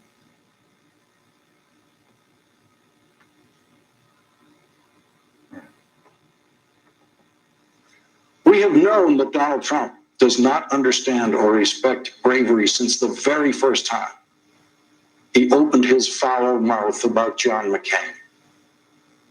He's not a war hero. War hero. He's a war hero. 5.5 years. He's a war hero because he was captured. I like people that weren't captured. Jeffrey Goldberg. Now, what was John McCain? a loser? Huh? He said he liked people that wasn't captured. Is that right? He said that in front of everybody before you even elected him for president. You knew exactly how he felt about the military that you was about to make him commander-in-chief of. He showed his lack of respect for them. Oh, he says that he's raised their pay. He's this, you really don't mind people talking about you like you're a prostitute, do you? You think because a wealthy man go and pay a prostitute $1,000 an hour or whatever, that he give a damn about her? Don't make no difference how much he pay her. When he leave her from his zip in the bed or whatever, he said all kind of hateful things about her. He don't care nothing about her any more than Donald Trump care about the military. Except for if he can use you to go beat up people that he's scared of. And if something happened to you, tough, loser. He honestly thinks that people join the military because they need money. I didn't join the Marines because I needed money. I took a cut in pay to join the Marine Corps. I was being paid what would have been an E6, a staff sergeant's pay when I was working at Norris Industries. A teenager. I left that job to go get a private's pay because I wasn't thinking about no money.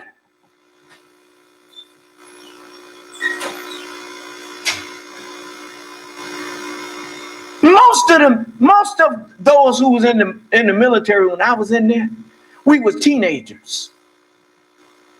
If you was 25, you was old. So we was what we cared about money.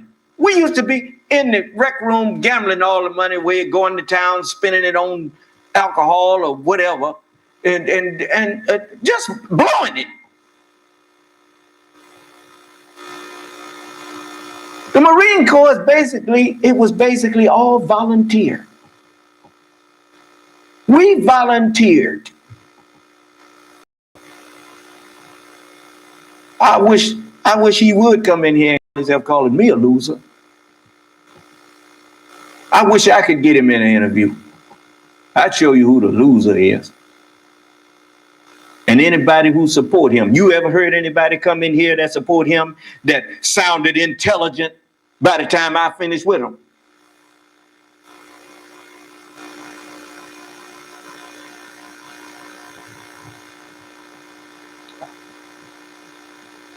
You know who the loser is?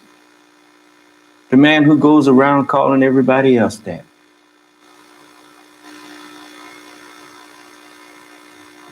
No wise man, no intellectually sound man gets joy out of belittling others. Because he knows that except for the truth that Allah have revealed to his mind, there goes he.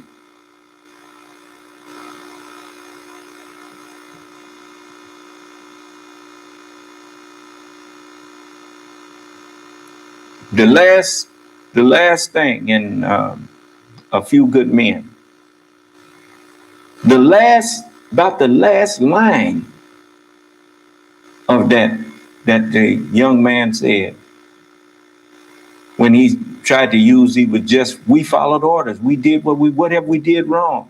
We did nothing wrong. We followed orders. And the lance corporal told him, he said, yes, we did.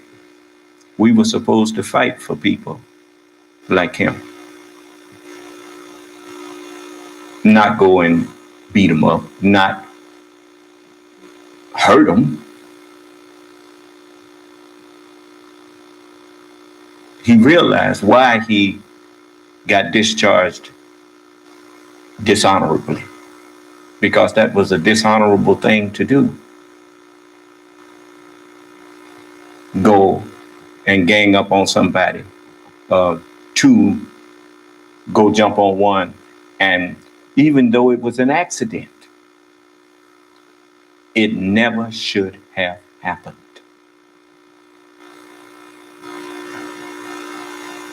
It's one thing to dress somebody down with your tongue, and give them a good tongue lashing and talk bad to them and all that. But when you go to put your hands on them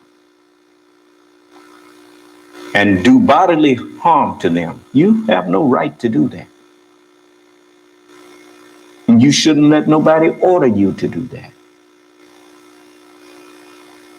Especially when y'all on the same team. That was one of their fellow Marines who made it through boot camp, so he went through everything you went through. Now, if his body has manifested a weakness, then he don't need to be beat up.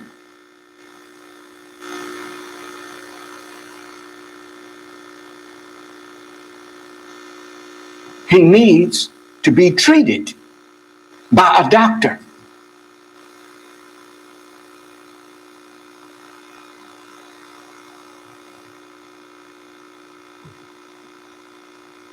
Being a man don't make you a sadist.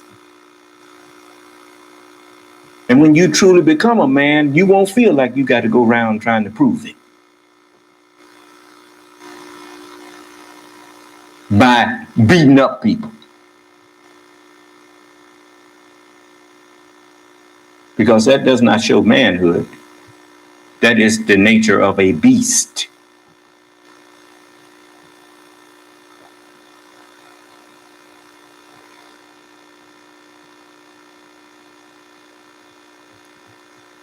But let's listen to this some more. You need to hear these things. You know, so that what happens to you,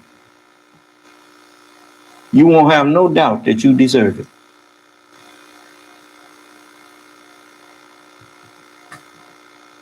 That is, if you make the wrong decision. Reports when McCain died in August 2018, Trump told his senior staff, according to 3 sources with direct knowledge of this event, we're not going to support that loser's funeral. And he became furious, according to witnesses, when he saw flags lowered to half staff. What the F are we doing that for? Guy was an effing loser, the president told aides. Trump was not invited to McCain's funeral. On at least 2 occasions since becoming president, according to 3 sources with direct knowledge of his views, Trump referred to former President George H.W. Bush as a loser for being shot down by the Japanese as a Navy pilot in World War II. When Donald Trump does visit a military cemetery, he doesn't get it. And he has actually admitted that. On the first Memorial Day of the Trump presidency in 2017, Donald Trump went to Arlington National Cemetery. You forgot. He had asked earlier which side was the good guys. What kind of question is that for a president of the United States to ask about the World War II with Germany and Japan and the United States? Which side was the good guy? Yeah, I know why he said it now. Don't think I don't know why he said that. Because at that time, white supremacy was the order of the day in America. Hitler was into white supremacy. So what was they fighting? Which side was the good guy? Well, one side was trying to move away from that. And another side was trying to get deeper entrenched in that. The United States was at least trying to move away from that false doctrine of white supremacy. But Hitler, he was going strong in it. And he had quite a few people in America that was glad. They were selling steel to Germany and everything else. They was supplying Hitler with stuff, and they stopped after a while. Somebody had the foresight to see where that was headed. You see? And, if you value your freedom, and the very nature of a dictatorship, if it ain't God, the very nature of it is tyranny. All dictators fear basically the same thing. Somebody coming up and taking their place. Do you understand? That's why all of them want a strong military. A strong military to protect them and to quell and put down anybody who disagree with them. Do you understand that?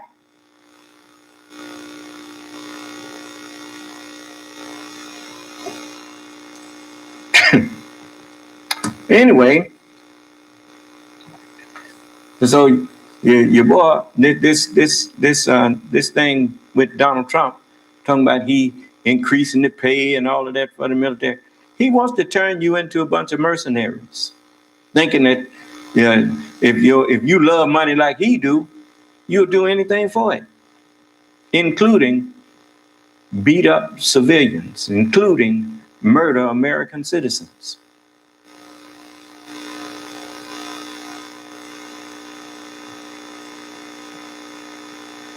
You better take a lesson from Muammar Gaddafi. Dropping bombs and using the military on his own people. Okay, keep on. Accompanied by former Marine Corps General John Kelly, who was then Donald Trump's Secretary of Homeland Security. John Kelly's son, Marine Corps First Lieutenant Robert Kelly, was killed 7 years earlier in Afghanistan when he was 29. And he is buried at Arlington National Cemetery. Jeffrey Goldberg reports, according to sources with knowledge of this visit, Trump, while standing by Robert Kelly's grave, turned directly to his father and said, "I don't get it. What was in it for them?"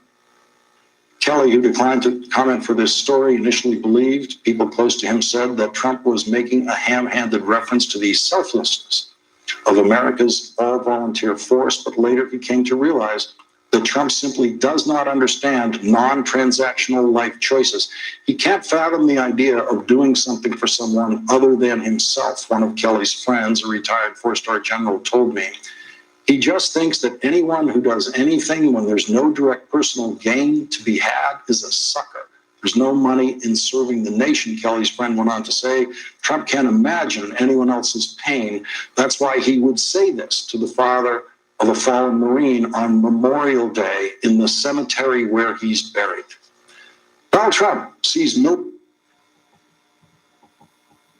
People like Donald Trump, he knew General Kelly was grieving over his son.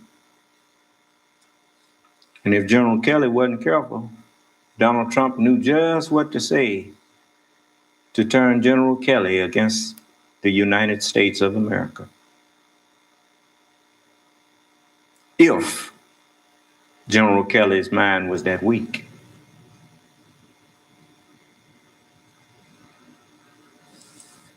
You know, it is never a vain effort or a senseless death to lay your life down fighting against injustice when you had no choice.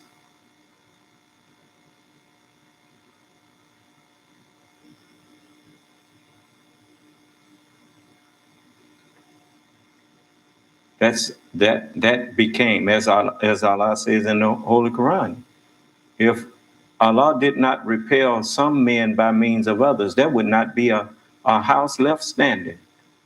where Allah's name would be mentioned.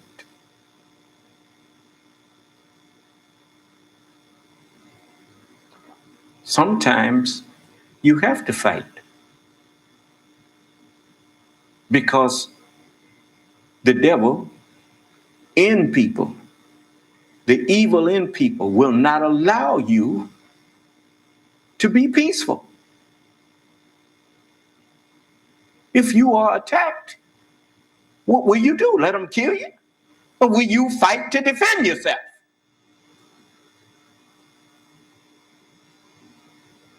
You have no choice but to defend yourself.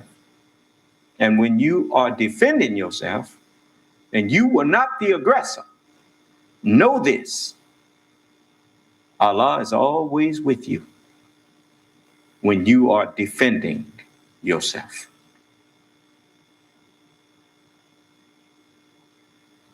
You see, that's not to say that you won't be killed. But that is to say, even if my death happens from me defending myself, Allah will use that as a teaching aid. It will not be in vain, that's for sure.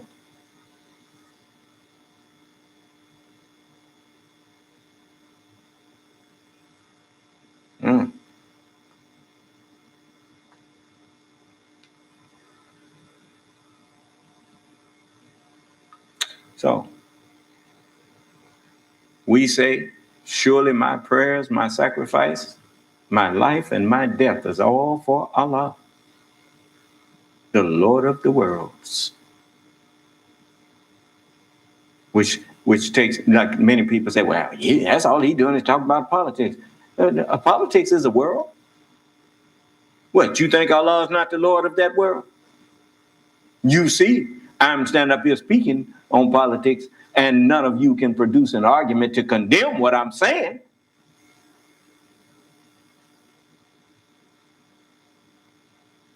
And if you can, let me hear it.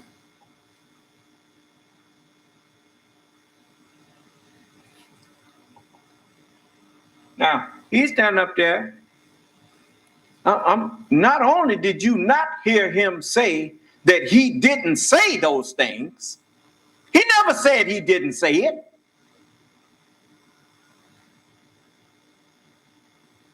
He didn't get indignant when he heard that somebody said he said those horrible things about the soldiers and about the military personnel, or that they're a bunch of losers. He didn't get angry. Why not? Why didn't he say, whoever said that is a damn lie? You heard Joe Biden say, you a damn lie. I never said that. I never did that. And he got on that man, didn't he? How come Trump didn't show some indignation? Because the minute he said, whoever told you that is a damn lie, that means that them people that said it may have to come forward and show that, no, I did not lie. You did say that. Do you understand? So he goes and talks all past you. But listen, I mean, he talked all past everybody on that. What's this?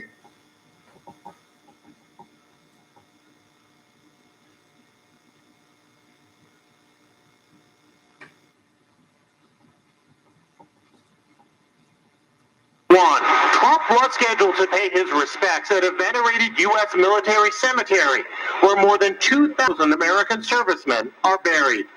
But he bailed out. The reason given at the time was that rain had grounded Trump's helicopter, and the Secret Service did not want him traveling by motorcade. His then Chief of Staff, John Kelly, a retired general, attended a replaying instead. The Atlantic now claims Trump told his senior staff, "Why should I go to that cemetery? It's filled with losers." It also says Trump referred to the fallen soldiers as suckers for getting killed. It's a fake story, and it's a disgrace that they're allowed to do. A fuming president denied the claims today. It was a terrible thing that somebody could say the kind of things, and especially. You notice he ain't said he didn't say that. He said it's a fake story, didn't he? Is that the same as I never said that? I never did that? And bring me them people who said I said it. He said I did it. To me, because I've done more for the military than almost anybody else. Yeah. I've done more for the military than almost anybody else. What this got to do with that statement? I mean, that's like going to some woman that's a prostitute and say, I give you more business. I done gave you more business than anybody. Well, you ought to be glad for me instead of listening to that people tell you how I'm talking about you. Huh? Is that right? He thinks the military is filled with prostitutes. Men who just went in there to get some money.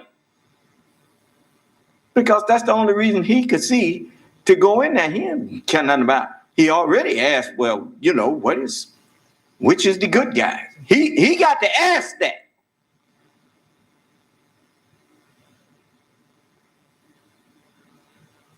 The president of the United States got to ask which side was the good side in World War II.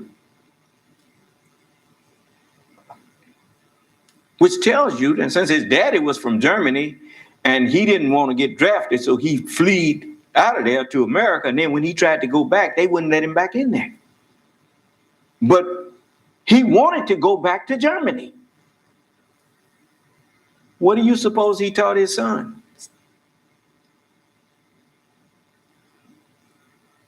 He wasn't here because he cared about this country. Matter of fact, hadn't been for this country, the world would look different now. You'd probably have swastikas flying all over everywhere.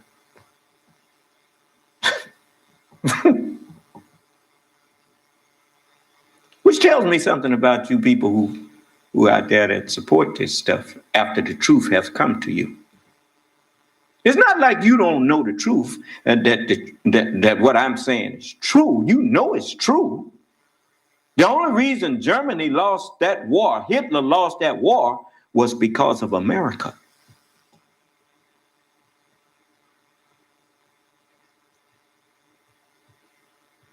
That's why Trump stands up and say America first.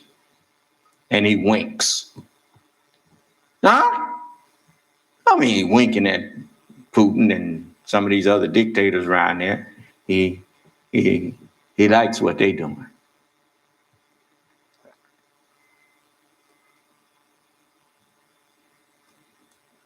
He got a lot of people that done signed on board.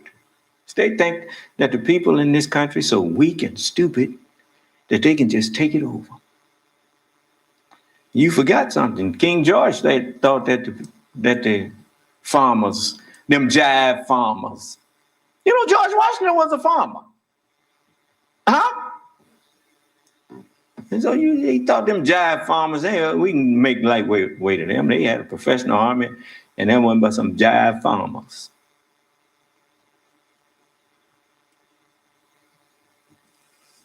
But God was with them farmers.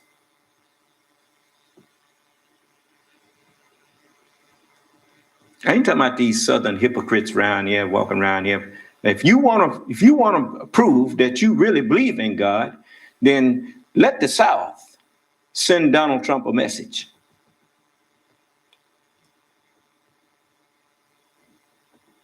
Why don't you send him a message by electing his opponent?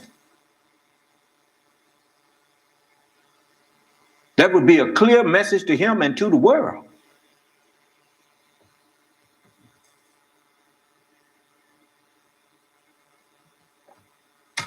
Reporting is based on 4 cowardly anonymous sources. No, if they was cowardly, they wouldn't have said it. Now, the way you can prove that they're cowardly is call them out. Let Donald Trump call them out.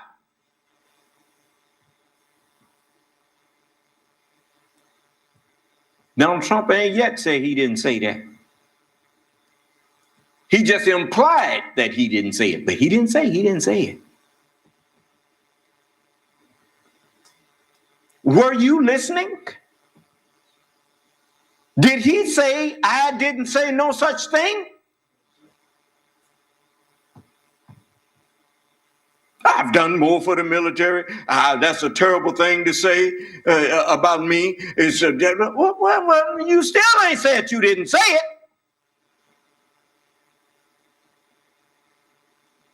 And why aren't you angry? I mean, when people lie on me, I get mad, man. It really makes me angry. Somebody just outright lie on me.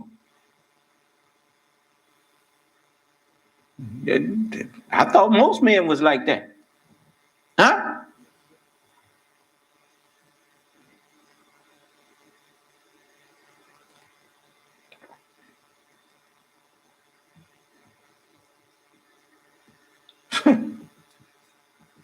There are all these for sale people. Why do you think Donald Trump don't have no respect for you? Look how easily he buy your children off and make them sell their patriotism for $1. He ain't got no patriots in there in his cabinet. Why you think he had everybody sign a non-disclosure agreement? And ain't that what it said, NDA?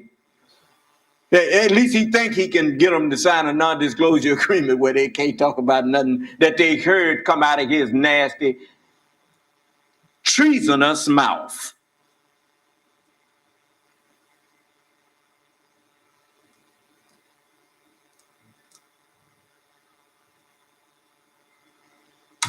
Who probably do not even exist.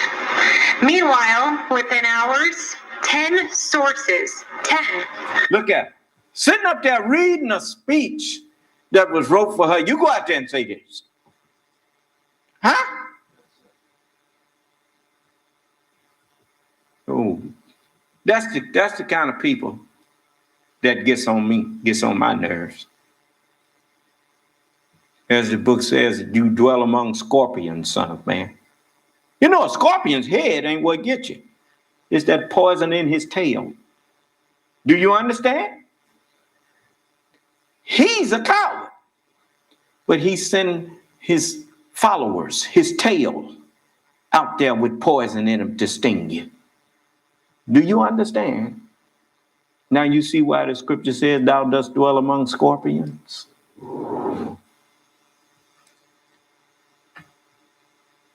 When on the record debunking these lies, I stand by my reporting. I have multiple sources telling me this is what happened. And so I stand by it. Mr. Goldberg ain't lying on him.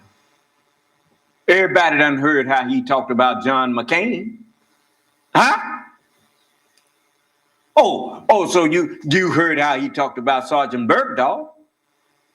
Huh? Leave him there. Leave that traitor there. Oh, he's a traitor, huh? Traitor to who? So is that what America does? You send your sons and daughters off somewhere. I mean, look, man. I had my 19th birthday in Vietnam. Seeing things I had never seen before. A bunch of, dead bodies laid out. Even though I wasn't killing them.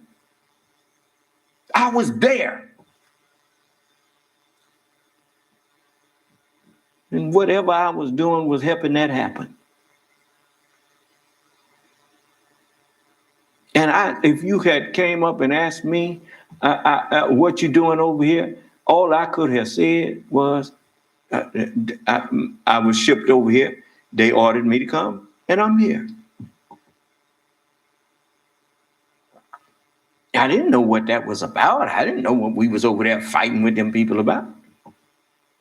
I know one thing, Muhammad Ali told the truth when he said, ain't no Viet Cong ever called me nigger. He said, when you want me to come over here and fight for your freedom and you won't even stand up for me in America and fight for mine.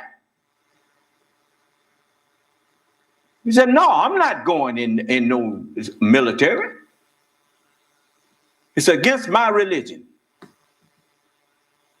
And everybody knew the Honorable Elijah Muhammad taught the Muslims not to go into the military. If I had been a practicing Muslim then, I wouldn't have never went in either.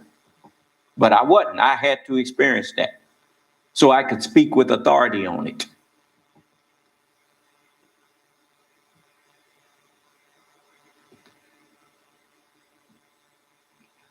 Just like I had to experience growing up in Christianity so I could speak with authority on that. Can't come in here and lie to me about what's going on in there. I know. I was there.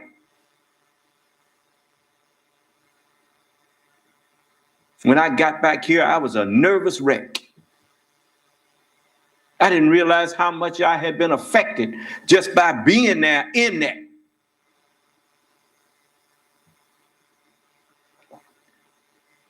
Got back here and I was sitting on a bus one day and I heard a pop and I almost passed out.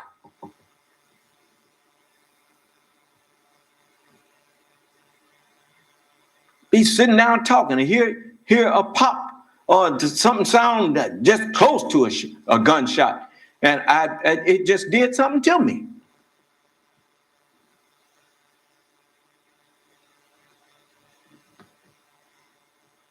I can imagine what them who was out there on the front line was experiencing when I was experiencing it. Wasn't even on the front line.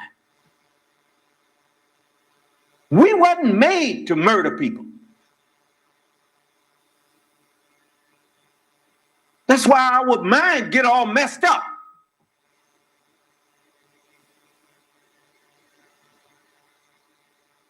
But at least there was presidents who they cared, at least as much as they could. At least they acted like they cared.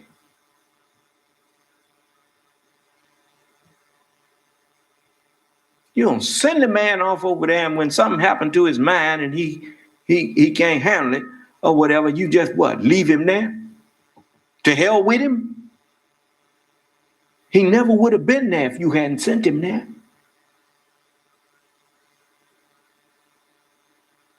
Don't nobody know how they gonna react in a war zone until they get in one.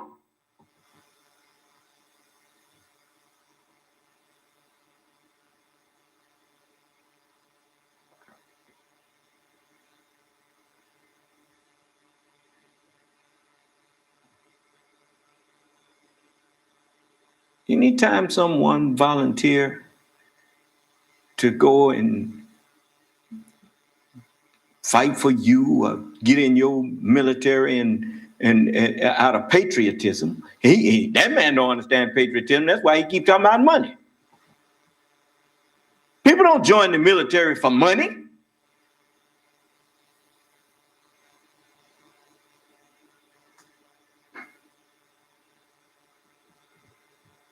They do so out of a true feeling of nationalism,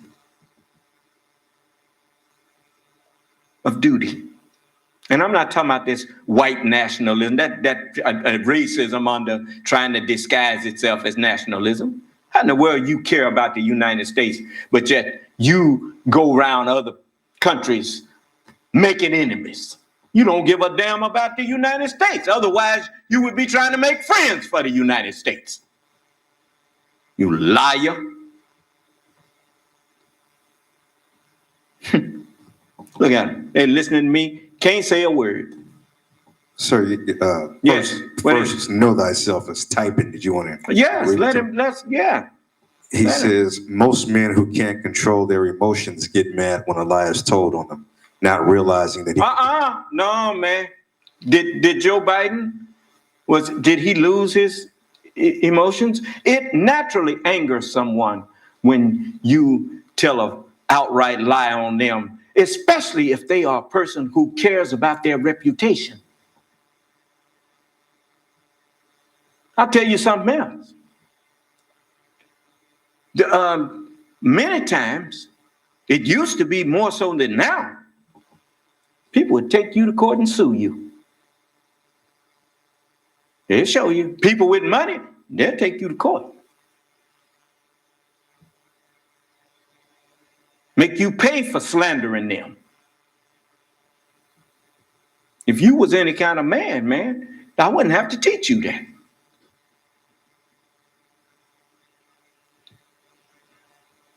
You know what the scriptures say about lying on people? It said, thou shalt not bear false witness against your neighbor.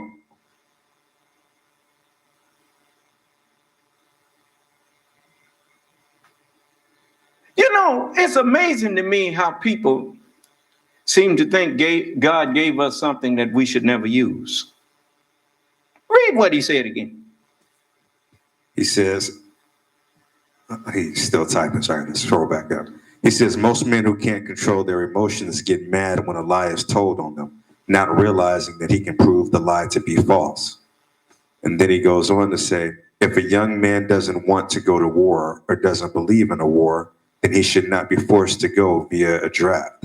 Those who volunteer is another matter. It appears that Trump recognized before the Son of Man that man wasn't meant to kill. No, Trump didn't recognize that. Trump was a coward. No, he didn't recognize that. Because in the first place, even the Honorable Elijah Muhammad said this. He said, we will not go and fight in unjust wars. He says, we do not believe we should be forced to participate in unjust wars. He said, unless America herself is attacked, we will not go into wars with you, unless we have something to fight for. You attack America, well, that's a different story. You done brought us in it, whether I live here. You attack America, then I gotta fight. Because then I'm fighting for my home too. You see, there's no such thing as a person. Donald Trump is a coward. And the reason you keep trying to support him is because you're a coward. That's why you typing instead of coming in here to talk to me. You think I don't know that? You ain't nothing but a coward. Grow a spine, man. Come in here and talk to me like a man.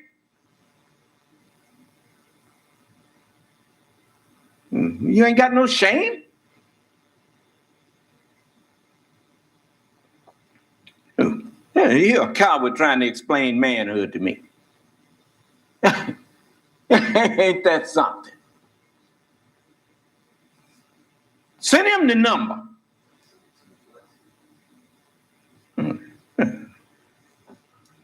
So anyway, you know, ain't no telling who that is. That's probably some one of them people that's outside the country somewhere trying to pretend they're American citizen or something. You know, trying to keep you and me at each other. You know, but that stuff, you know, man, y'all gonna pay for that. You just don't know what you're doing. You see, I told you, you better stay out of America's business. Allah's handling this. And all of you that's getting involved in the affairs that go on inside of the United States, that you don't live here, you're going to pay for that. And you just watch. When I see it happening to you, then I'll know what you call yourself doing. And you just mark my words. The Holy Quran said, leave me alone with him whom I created. And made matters easy for him.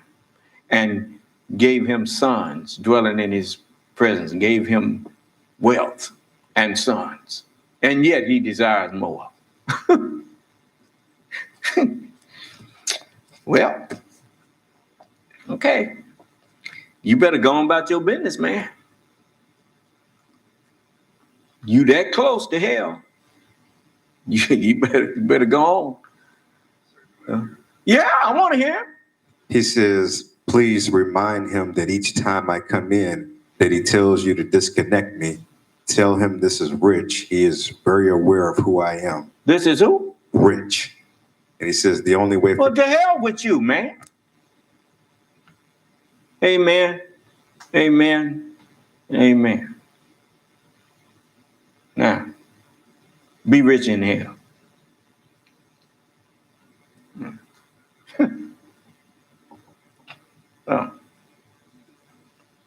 When have I ever told you to block him? Did I ever tell you to block him? Sir? Answer me. No, sir. Something wrong with that mic? No, sir. Then why he sit there and tell that lie? Read what he said again. He says, please remind him that each time I come in, that he tells you to disconnect me. Tell him this is Rich. He is very aware of who I am. The only way. Now, when did I tell you to disconnect him? When you said know thyself, how many times have I told you, unmute, let him talk, let him print what he said, read it to me. That's what I said all the time, wasn't it? Why he come in here and tell that lie? I tell you what, you sit in hell with your lies. Now run and tell that. Yeah. You ungrateful dog. And I hate for people to lie on me. Gonna make me remember something that I ain't did.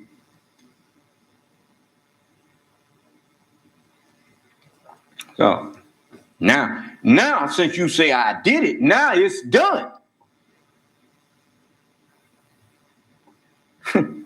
Anybody else want to try that?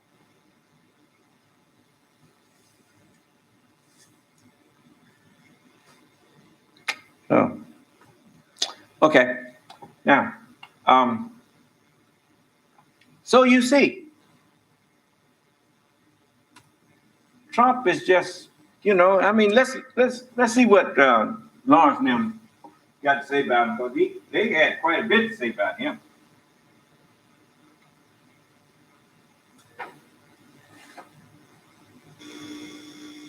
Military parades the way dictators do. And so, even though he thinks the military is for losers and suckers, for years now, Donald Trump has been trying to mount a military parade in Washington, not to honor the troops and their sacrifice, but to honor their commander-in-chief. Jeffrey Goldberg ends his report with this description of a White House meeting about planning a military parade. In a 2018 White House planning meeting for such an event, Trump asked his staff not to include wounded veterans on the grounds that spectators would feel uncomfortable in the presence of amputees. Nobody wants to see that, he said. When I was working in the United States Senate, it was my honor to see that every day. There was the Republican leader of the Senate, Bob Dole, wounded by machine gun fire in World War II and unable to use his right arm and right hand. There was Senator John McCain, who was held as a prisoner of war in Vietnam for 5.5 years, where he was tortured repeatedly. His injuries left him with limited movement of his arms. On the other side of the aisle, there was Senator Daniel Inouye of Hawaii, who lost his right arm in World War II and was awarded the Medal of Honor. And there was Senator Bob Kerrey of Nebraska, another Medal of Honor winner, who left half of his right leg in Vietnam. And it is my honor to be joined in this discussion tonight by former Senator Bob Kerrey, who served as a Navy SEAL in Vietnam, and Democratic Congressman Seth Moulton of Massachusetts, who served 4 combat tours of duty in Iraq as a captain in the Marine Corps.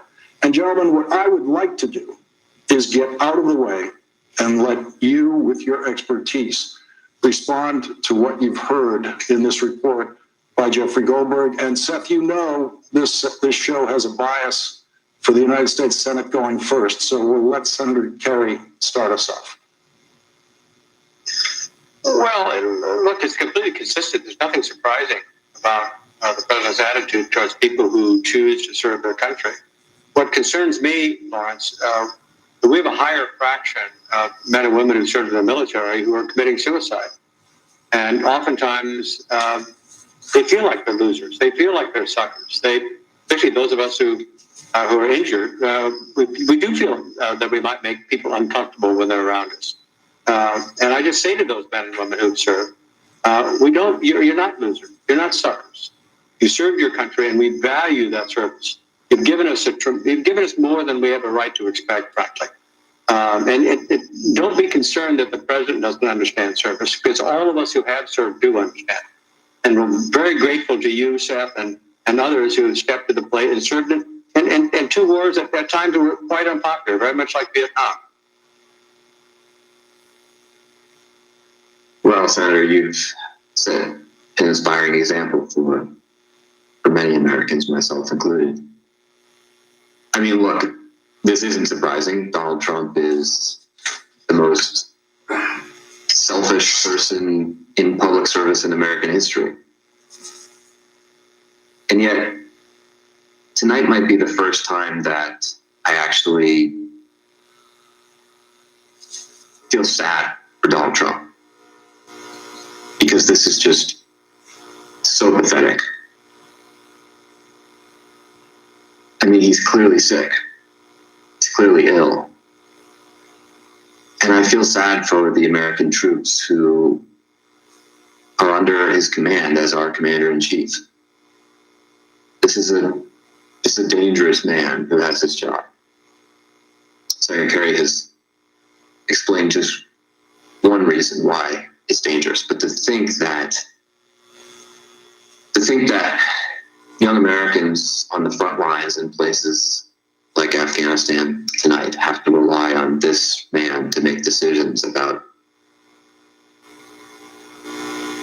their lives. It's just a sad day for America.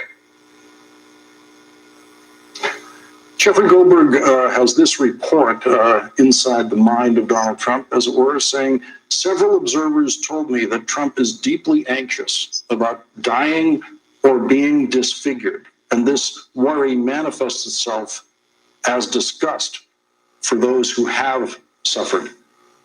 Bob Kerry, what's your reaction to that? Well, again, I mean, I'm no longer worried about what you think of me, Lawrence. I'm actually wearing shorts right now, so I don't. But it took a while to get over it. It took a while to get to a point where I didn't feel like I was upsetting people as a consequence of their seeing the disfigurement that I suffered in Vietnam. And again, to every man and woman who has been disabled from war, every man and woman who has stepped forward and volunteered and served, you are not losers. You're not suckers. And I know many, many people who served in Vietnam who felt that way because the war got to be unpopular. And we lost the war. We withdrew, and they felt like they were suckers. They felt like they were losers. They felt like men like Donald Trump, who claimed that he had bone spurs and got out of it, that they were the smart ones. The men and women who have served our country in the unpopular wars, in many ways, are the ones we should value the most. They ask for nothing other than respect, and we should just give it to them. And in many ways ignore what the president is saying and speak directly to the men and women who are wearing the uniforms of the Army, Air Force, Navy, Marine Corps, because they're the ones that we ought to be concerned about, not the president and his attitude toward service. It seems that many in the military can see Donald Trump in the way that he is being seen tonight. We have a recent poll in Military Times saying 49.9% military have an unfavorable view of Donald Trump, only 38% with a favorable view of Donald Trump. That's a Military Times and Syracuse University poll of active duty troops. In that same poll, Joe Biden is ahead of Donald Trump, 41-37. Seth Walton, what is your sense of what the what the troops will be thinking as this story sinks in? I mean, I hope that it opens the eyes of that 37% to really see who this man is. He dodged the draft for a reason. He refused to go for a reason. And there's nothing more important in America than our values. That's why when you swear that oath to serve in the military, you swear it to the Constitution, a document that enshrines our values. You don't swear it to a political party, to a president, to any leader. Swear it to a set of values. And the willingness to put your life on the line for those values, it's the most selfless kind of service there is. That's why I was inspired to volunteer myself, just to be a volunteer, like Senator Kerry and so many who've gone before us. And when you undermine that, you undermine the essence of America, our fundamental values. That's why this is so dangerous. There are a lot of commanders in chief that I've disagreed with. I served 4 tours under George W. Bush. I didn't vote for him twice. I was an outspoken critic of his war. But I was proud to serve, and I never once questioned the loyalty of George W. Bush, for all my disagreements with him, to our Constitution. But you can't trust that. You can't trust that loyalty with Donald Trump. In fact, we've had it proven to us that he's disloyal. I mean, he is a traitor. Mary Trump is right. And that's a captain that was in the Marine Corps. And I told you too, that man is a traitor. That man don't give a damn about the United States or anybody in it, except for what he can use you for. And when you are of no utility to him, he gonna do you just like Michael Cohen told you. He told him, that old Jim Jordan and all the rest of them, he said, you see me, it's the same thing gonna happen to you. He told them that. A bunch of cowardly traitors that sell your own country out for $1. Ain't got no respect for you. I used to think some of y'all had it going on. Now I see you in just as bad a shape as the Negro.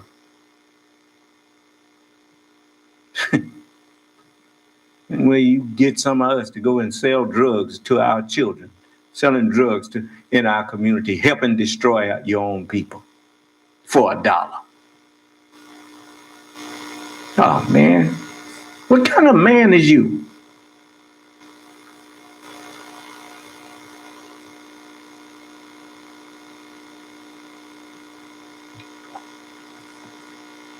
Do you have any conscience at all?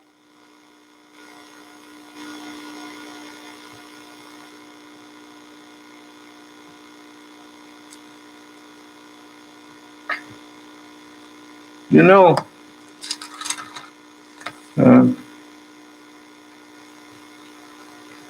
captain summed it up, didn't he? The man is a traitor. His niece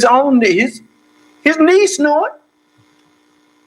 All they did was verify what I've been telling you.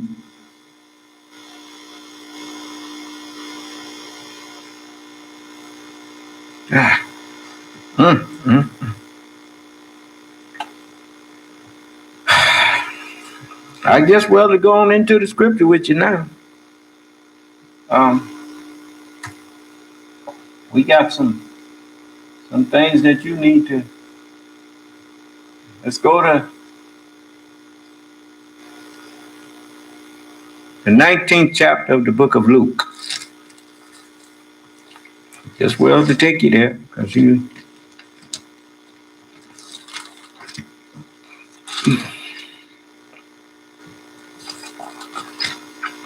I want you to hear the messenger say something too. So The Honorable Elijah Muhammad, he taught on these things. Oh, let's start right here. Just a moment.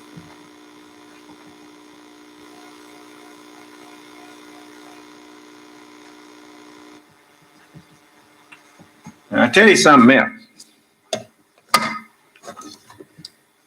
Those of you who think you can just pick and choose what you're going to accept from me, that's going to be an intense regret to you. It's like the messenger said, you either accept all that I'm teaching. If it ain't all the truth, it ain't none of it the truth.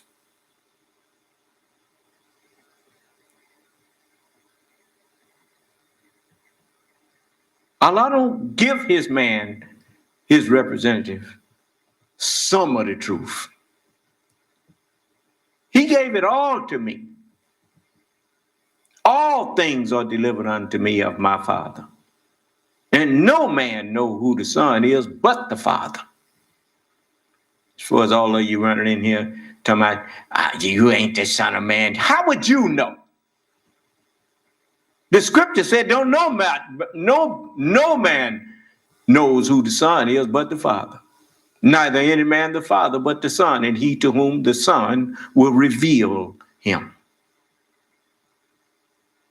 If I don't reveal the truth to you, you don't know the truth.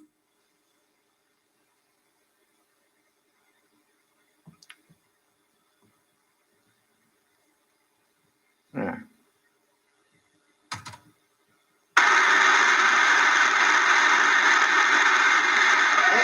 He could not see his way of taking that son, making him his equal guest in the house. No.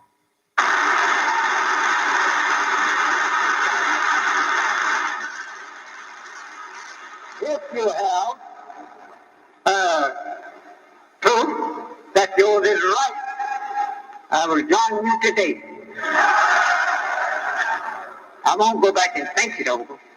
I will join you today. If yours is not mine, and yet it's right, then mine must be wrong. So I will join you today. Whatever you will have to prove. I was brought up in a Baptist church. When I was a little boy, my father was a preacher at that time, and I was in his church. I used to sit on minister's lap because my grandmother, she would let me go up in the pulpit with my father, and he wouldn't run me out because I was a very spiritual little boy myself. I loved to hear people preach, but I didn't love to hear no one thing. When I was a little boy, 2 or 3 years old, going up there in the speaker stand with my father, when they started singing, I would cry. They would fight me. So my grandmother taking me out and give me a spanking a couple of times, I learned to try to keep my mouth shut.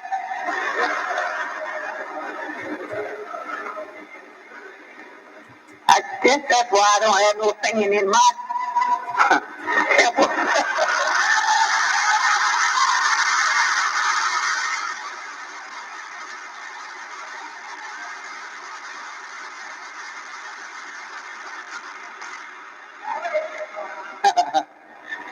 The pattern of God, first the coming of God, the presence of God. What is the idea of God? When he comes, what is he coming here for?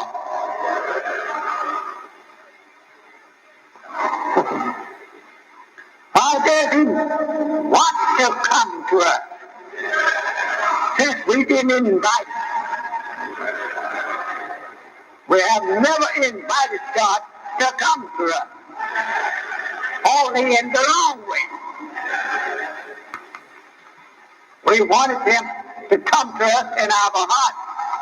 What do we know that is going in our heart?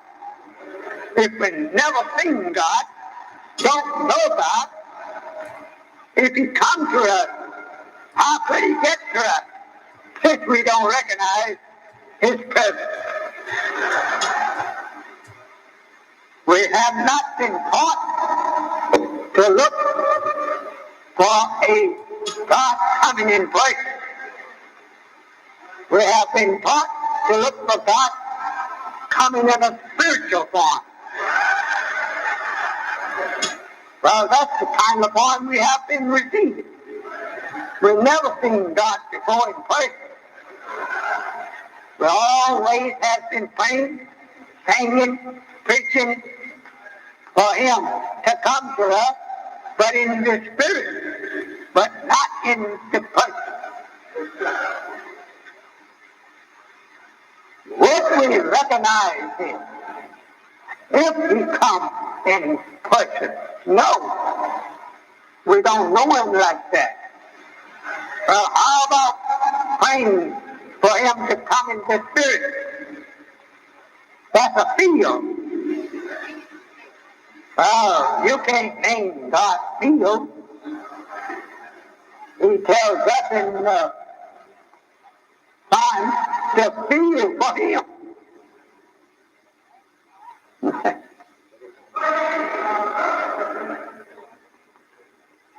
I'm a fellow, I like to go to the root of things.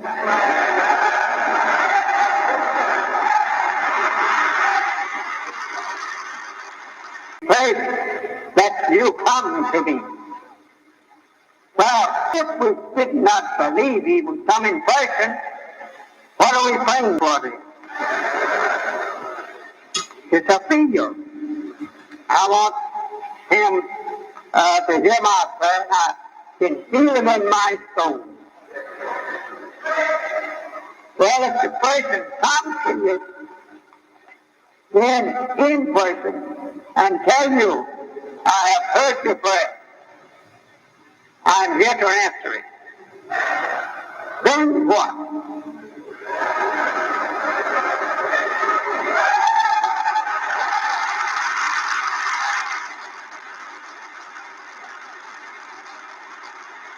Why?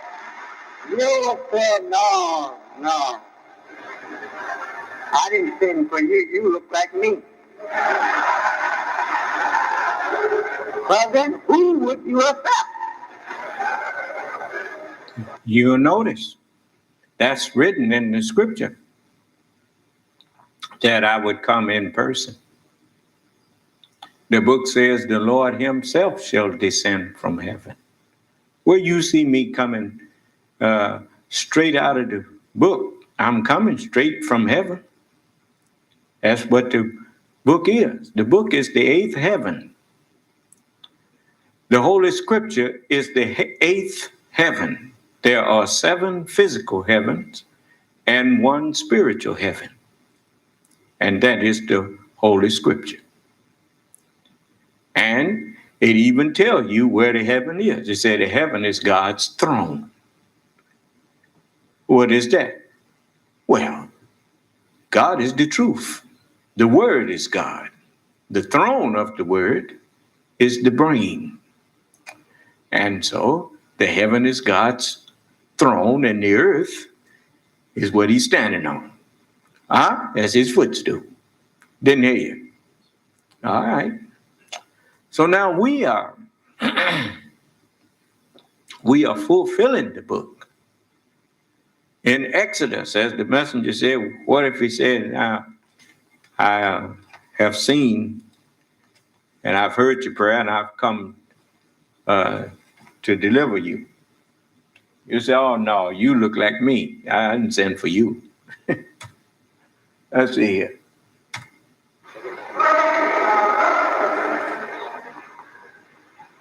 I'm a fellow I like to go to the root of things.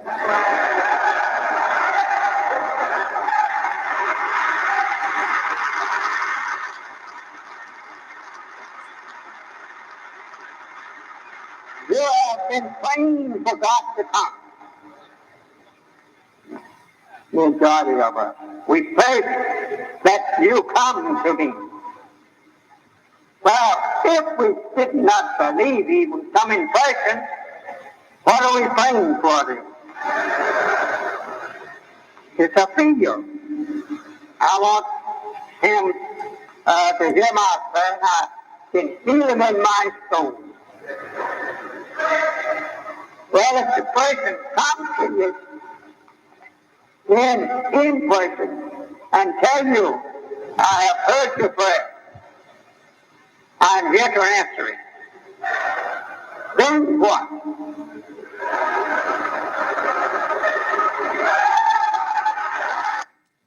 This is what happened over there. This is the prophecy of Exodus. Notice the term, Exodus. That means a mass departure. Somebody getting ready to leave. An exodus. Huh? And it says in the 3rd chapter of Exodus, it says in the 7th verse, and the Lord said, I have surely seen the affliction of my people, which are in this place that's spiritually called Sodom and Egypt.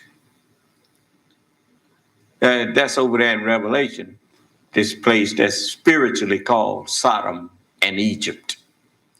Let's go to it, because I know you like to accuse people of lying. You're not going to accuse me of lying. Let me find that in the book of Revelation. Unless one of y'all find it for me, that's fine too.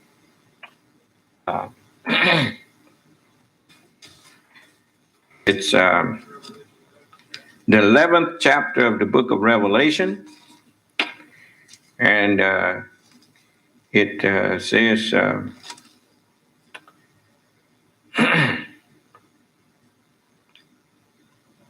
this is I'm going to cut to the chase. Well, I can't cut to the chase. I had to read from the beginning. It says, and there was given me a reed like unto a rod.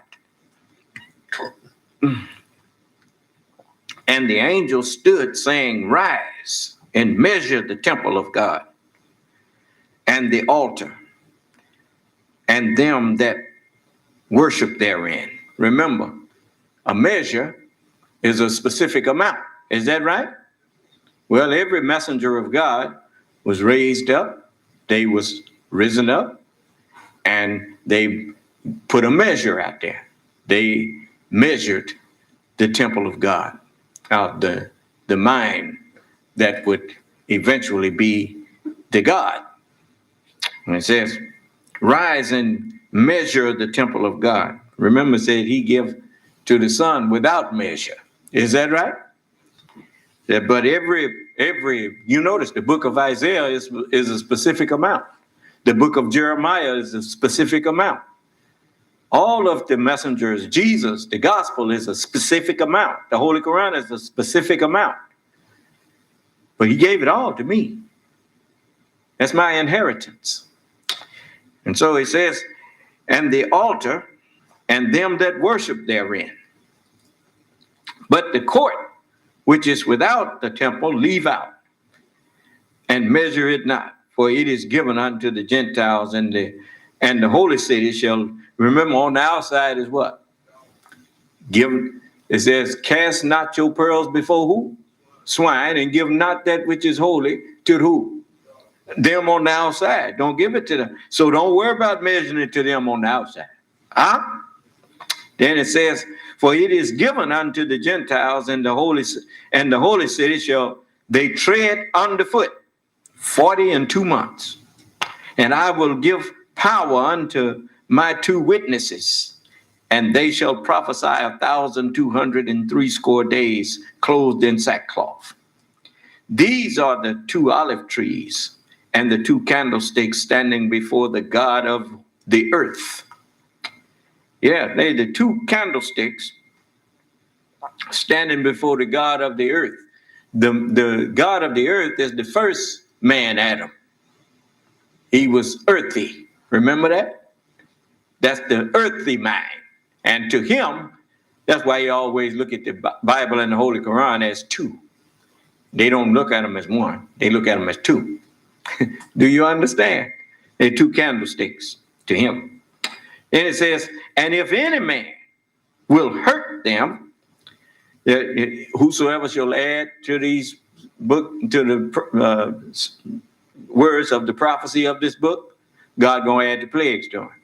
And whosoever take away from the words of the book of this prophecy, God shall take away his part out of the book of life.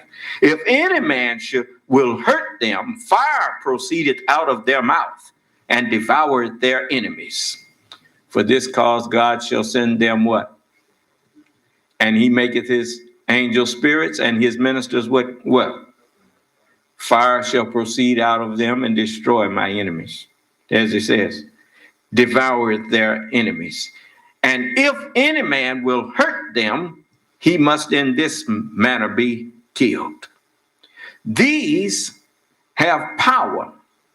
You know, whenever you add anything to pure water, you just made it impure. And the only way to repurify it is to separate it from that which you added. In that same manner, that impurity has to be killed. Do you understand? Then it says, these have power to shut heaven, that it rain not in the days of their prophecy. You know why the scripture was shut up?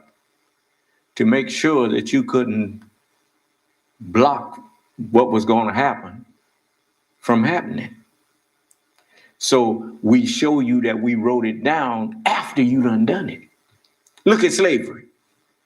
If you had really understood the book, then you could have tried to not let it happen. But look how long it was before the Bible got put into the common man's language, and how long before people other than so-called preachers and priests and religious people wasn't just the only people who had the book. You know, there was a time when the only people who had the Bible was the priests and them people. And they was just telling people whatever they wanted to tell people. You understand? And so, you know, education wasn't something that everybody had. Everybody wasn't able to read. And so it says, these have power to shut heaven, that it rain not in the days of their prophecy, and have power over waters to turn them to blood, and to smite the earth with all plagues as often as they will. And when they shall have finished their testimony, the beast that ascendeth out of the bottomless pit shall make war against them and shall overcome them and kill them. As in Adam, all died. How do you overcome anything? You get in charge of it. Who been in charge of religious dogma or religious doctrine before I was raised up by the Honorable Elijah Muhammad? Anything you wanted to learn about religion, you had to go to white people. And he had overcame and put himself over all religious doctrine. You had to go to him to learn it, including Islam. Then it says, and when they shall have finished their testimony, the beast that ascendeth out of the bottomless pit shall make war against them and shall overcome them and kill them. It is appointed once unto men to do what? To die. They took the word of God and killed you with it, killed your mind by giving you false understanding of it. Tell me how Jesus died for your sin and got you to worship murder as a plan for salvation. Made evil fair seeming to you. Then it says, and their dead bodies shall lie in the street of the great city, which spiritually is called Sodom and Egypt. Sodom and Egypt is now made manifest. It's talking about the United States of America. Do you understand? And the dead bodies is bodies of people who have all these different religious beliefs. And all of them are wandering out of the way of understanding. So they are in the congregation of the dead. And their dead bodies are lying in the streets, as it says, and their dead bodies shall lie in the street of the great city, which spiritually is called Sodom and Egypt, where also the Lord was crucified. That's right. In all of their affliction, he was afflicted. I was nailed to the cross from the time I was a baby. My mother had me in Christianity, and I didn't have no choice in it. My daddy made me go, and my mother kept me in there. Vacation Bible school and all. And yet I never actually believed in that. I didn't know why I didn't believe in it. I just didn't believe in it. Now I know why I didn't believe in it. I wasn't born to believe in that. I was a seed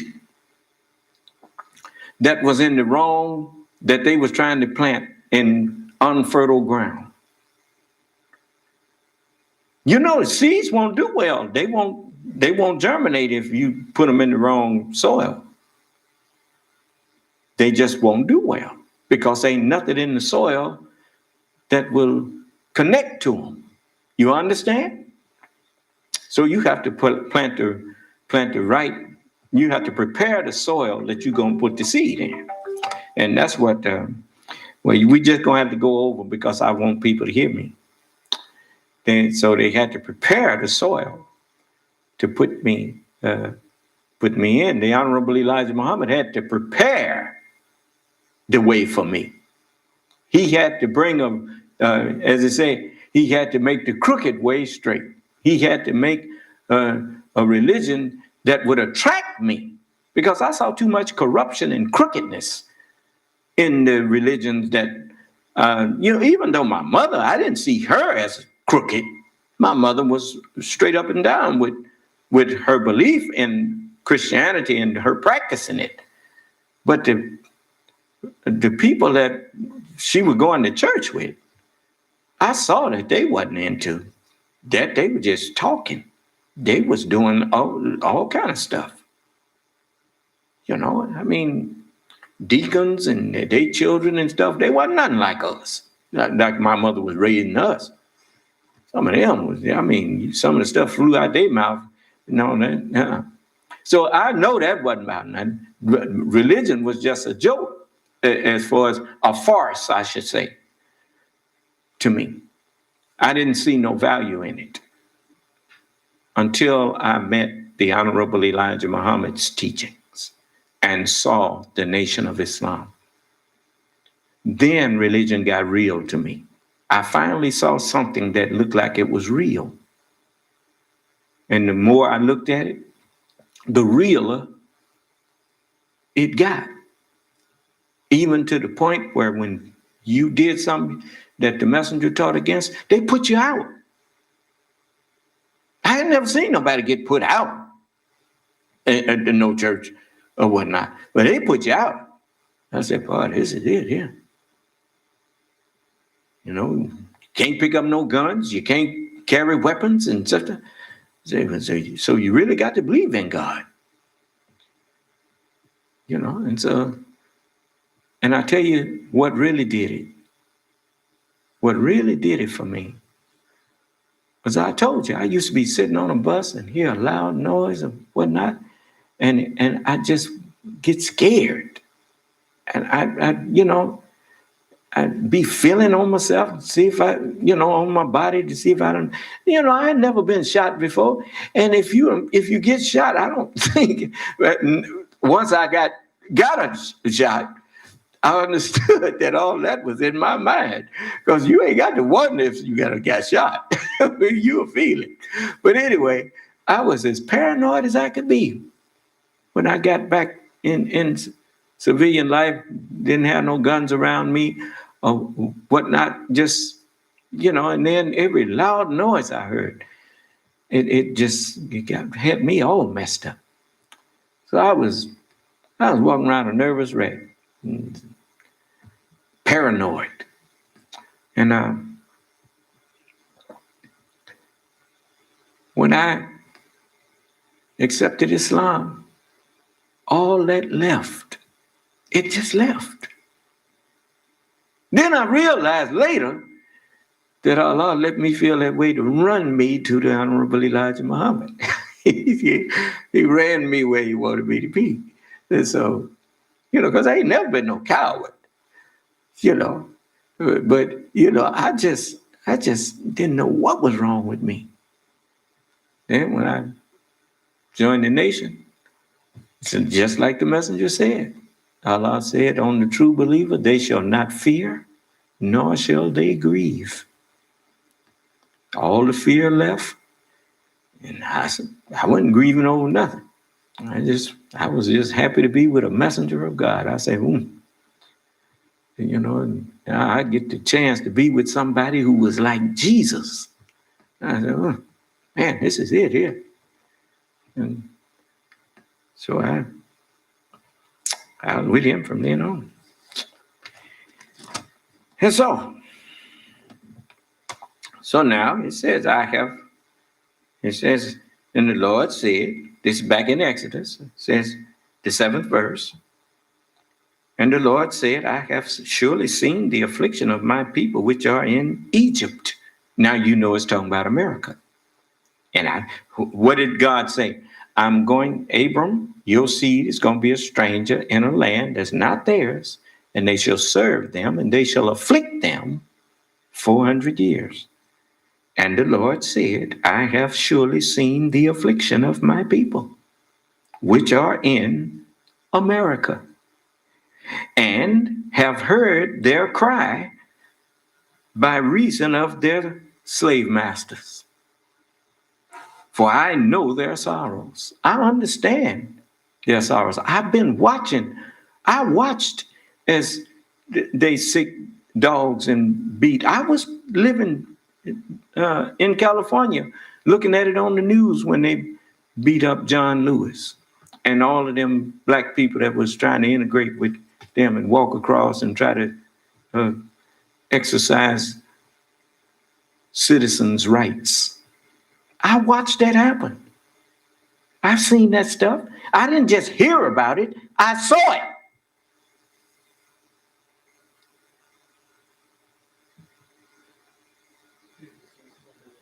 Yes, what is it?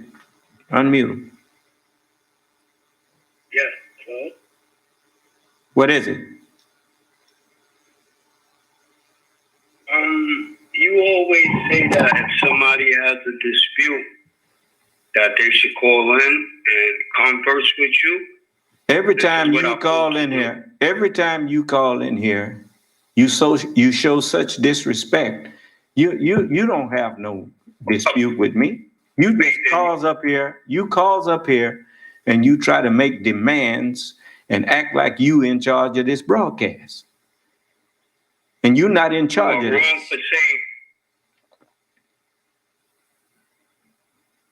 This is not what I do. Yes, it is what you've been doing. I remember you. Who am I?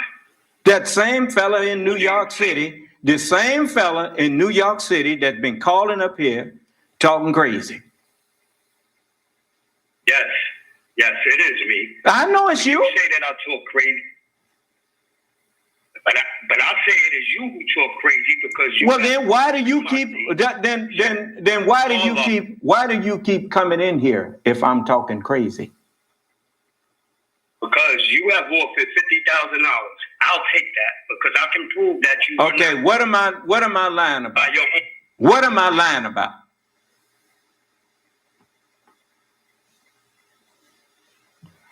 Did he hang up? Don't play crazy. You ain't nobody muted you. Now, whatever I lied about.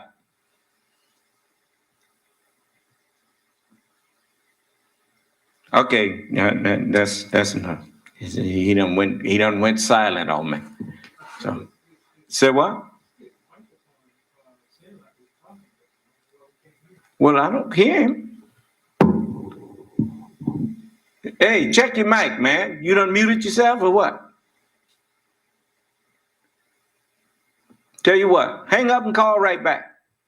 I don't know, somebody playing games with the phone now. All right, hang up and call right back, and I'll let you tell me what I'm lying about.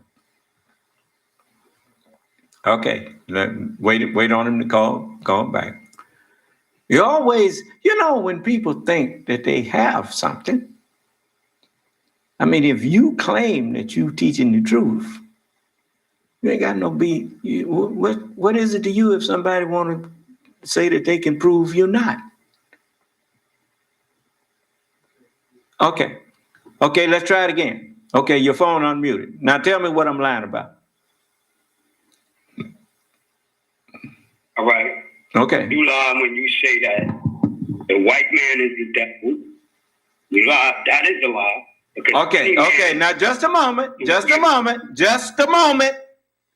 Now give me your proof. Give me your proof that the white man ain't the devil. Here go the proof. Because I'll tell you that any man who takes the way of evil, no matter what his color, is the devil. And the first man that showed that he was of the devil was the black man. Now you can't you that? No, that's not true. That's not true. Right. Just a moment. You said that. No, just a moment. Wait.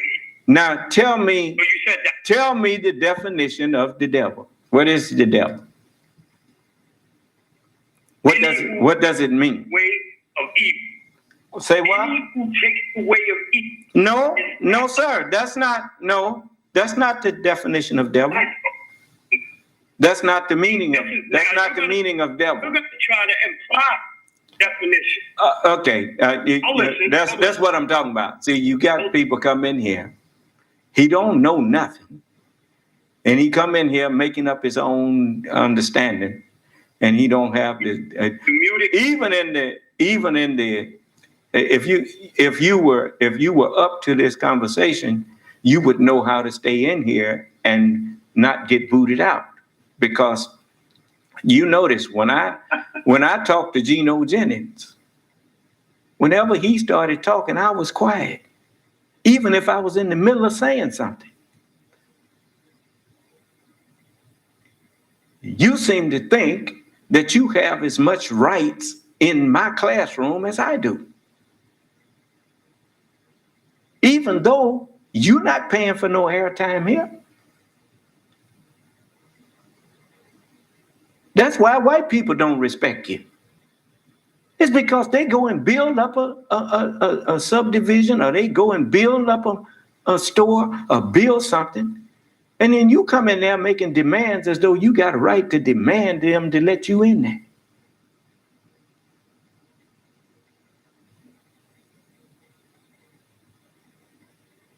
That's very unjust. All right. It's not that I demand you. Yeah, no, that's exactly what you're doing. That's exactly what you're doing. I asked you a simple question. I asked you, what is the definition? What is the definition of devil? If you say that the white man is not the devil, then the first thing you need to make sure you understand is what I mean by what I say when I say he the devil. You didn't even have sense enough to ask me, what do I mean when I say that? Well, what do you mean when you say that the white man is the devil? Because any man can be it means that he's disagreeable to live within peace. That's one of the meanings. All right. And the other meaning is he is a deviser of illusion. All right. So now, was the white man the first deviser of illusion, or was the black man? The white man was the first deviser of illusion. Yes. Well, I tell he you, was made. He was made by the black man. But just because you make a car, that don't make you a car. All right, listen. You're gonna let me explain, or you're gonna just try to? Well, the first thing is, I give proofs of what I say. So now I'm going to give you some proof of this. In the second chapter, let me see here, the third chapter of Genesis. Well, why you look for? In the third, look for the chapter. In the third chapter of Genesis, it says, "Now the serpent was more subtle than any beast of the field which the Lord God had made." All right, I'll cut you off right there. Are you the Lord God? Yes, I am. The serpent? Yes, I am the Lord God. Now. And you made the serpent. In a manner of speaking, yes, if you understand what I'm saying.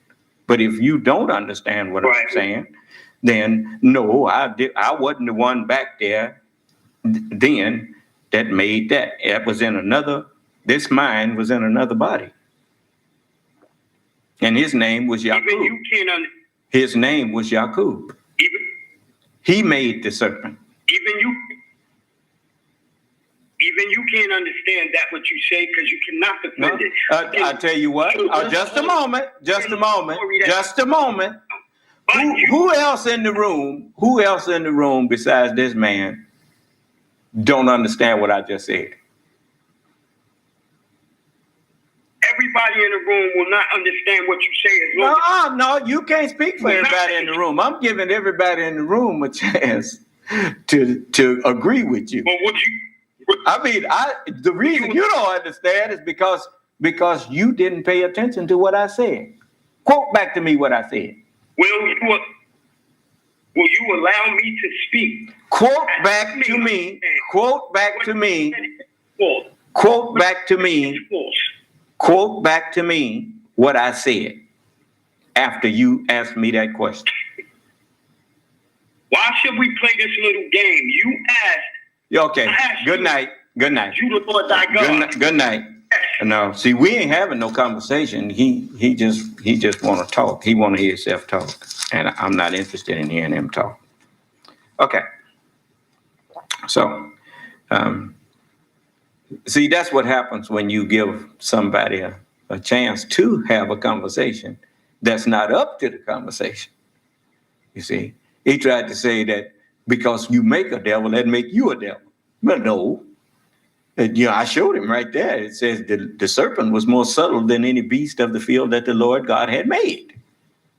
Well, now you going to say the Lord God is a serpent?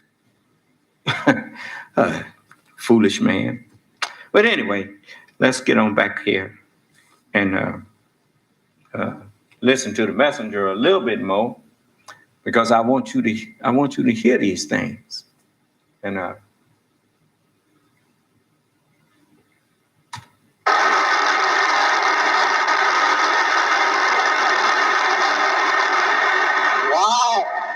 You said no. I didn't send for you. You look like me. Well, then, who would you affect?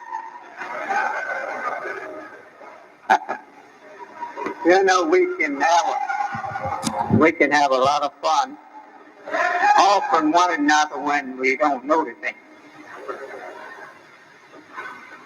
I used to go to church and the preacher would preach that hellfire. Looked like to me so plain I'd be afraid to go home. I mean, they could preach it in those days.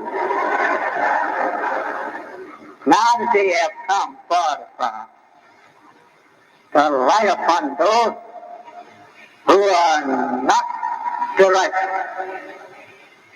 Now you don't preach it much because you are a little guilty. You think you also was just one of them.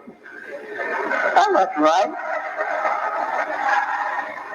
The older we get, the wiser we get in this civilization, and more understanding to that which we used to believe.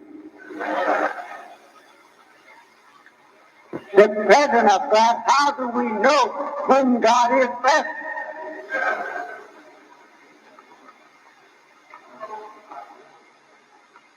What is the idea of God coming? He is represented by the prophet as coming, seeking his own. Who is his own? We used to believe this wrong. Anybody that has gotten forgiven for their sins, Holy One, is representing a people that is his own people. And that people had went astray from him. So many parables the Bible picks up to show us an idea of what the people look like and their characteristics. So we have to go by parables that we are like a man who had two sons.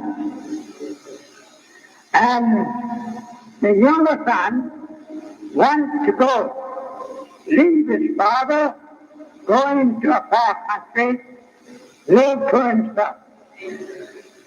Now, I want you to pay good attention to this, because if the man had two sons, now you can remember now, he had a parable there. He said, then look at our history. Who is the two sons? Well, let's go over to Luke here. And the 3rd chapter of Luke. It says, now I'm going to cut to the chase on this, but first I'm going to start off in the 23rd verse. It says, and Jesus himself began to be about 30 years of age, being, as was supposed, the son of Joseph, which was the son of Heli, which was the son of Mathat, which was the son of Levi, which was the son of Melchi, which was the son of Jonah, which was the son of Joseph. Let's go on down to the 31st verse. Which was the son of Maliah, which was the son of Menon, which was the son of Mattatha, which was the son of Nathan, which was the son of David. Now let's go all the way down to verse 37. Which was the son of Methuselah, which was the son of Enoch, which was the son of Jared, which was the son of Mahalalel, which was the son of Canaan, which was the son of Enos, which was the son of Seth, which was the son of Adam, which was the son of who? So Adam was who? The son of God, right? Well, what did the messenger say? Let's go back here. Lord, we have been told by parable that we are like a man who had two sons. And the younger son wants to go, leave his father, going to a far country, live for himself. And the younger son wants to go, leave his father, going to a far country, live for himself. The younger son. He said he had two sons. Well, Adam was one of them, right? Well, let's see here. Go to 1 Corinthians, the 15th chapter.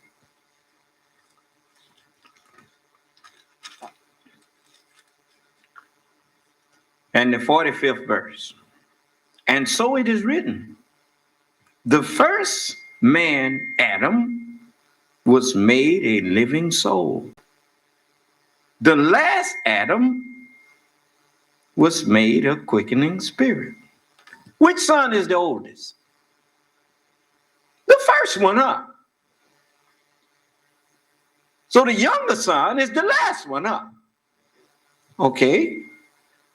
Well, the younger son was told, remember now, Father, if it be possible, let this cup pass from me. Nevertheless, not my will, thy will be done. Huh? So make to yourselves friends of the mammon of what? Unrighteousness. Then the remember now, the first son was natural. The last son was spiritual. Is that right? But both of them is whose son? Their son, God's son. There's a truth, a God that governs the natural world. And there's a truth that governs the spiritual world. But they are one truth, and they all truth. It's just like, I tell you what, you notice that ice that is on the Arctic Circle and the Antarctic Circle. As it melts, it begins to mix that pure water, that ice is unsalted, and it mixed with that salt water. Is that right? Because water, all water is one on the earth. Huh? Okay. Well, this natural mind, Adam, and the spiritual mind, Adam, the devil is the natural, the prophets are the spiritual. And they have been at odds with each other, like when that ice first melt and try to mix in with that salt water, it don't mix readily. It takes some time for it to finally mix with each other. You understand? And so that is a sign of what's got to take place now. It was a time set for this world and the mind of the natural ruler to be allowed to understand and be swallowed up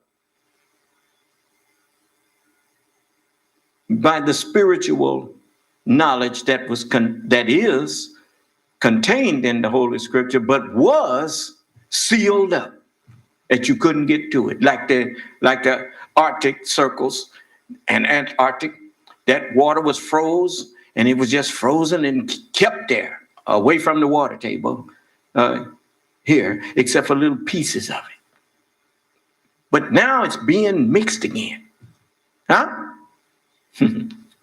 So, you notice, I'm teaching you the knowledge of spiritual things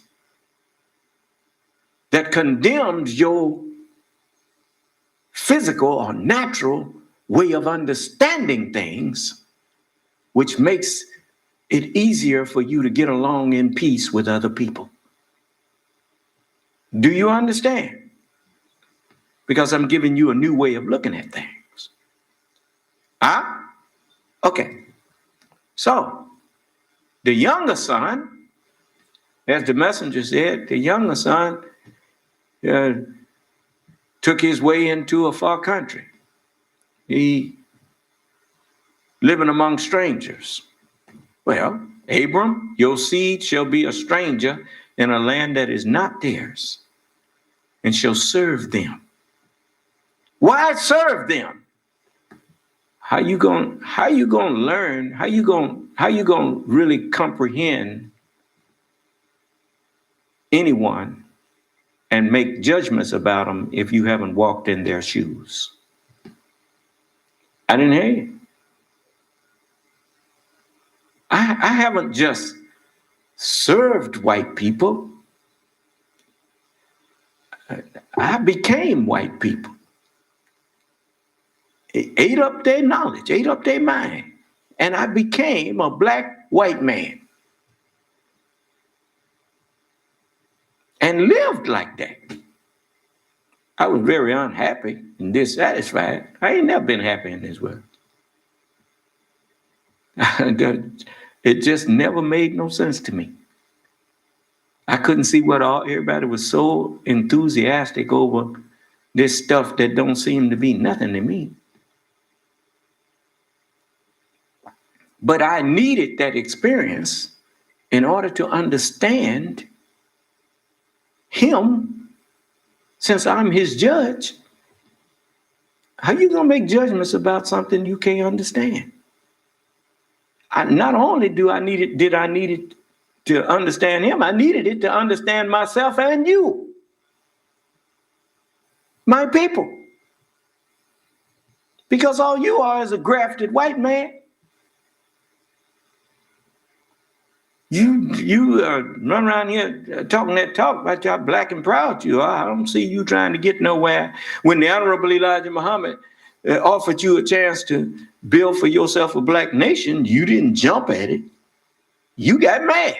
Just like that Negro that just was in here. He mad because I told the truth about the white man being the devil. And when I asked him, I said, how you gonna call me a lie? Don't you think you need to find out what I mean by that before you start saying that I'm lying? I mean, so he didn't even know how. I had to teach him how to argue with me. And he still ain't figured out the fact that he ain't got no argument against me because he don't even know how to begin an argument. It's when the man came in here and told me that he was an atheist, I could argue with him. And I knew how to start the argument. And so the first thing I asked him was, what do you mean when you say God?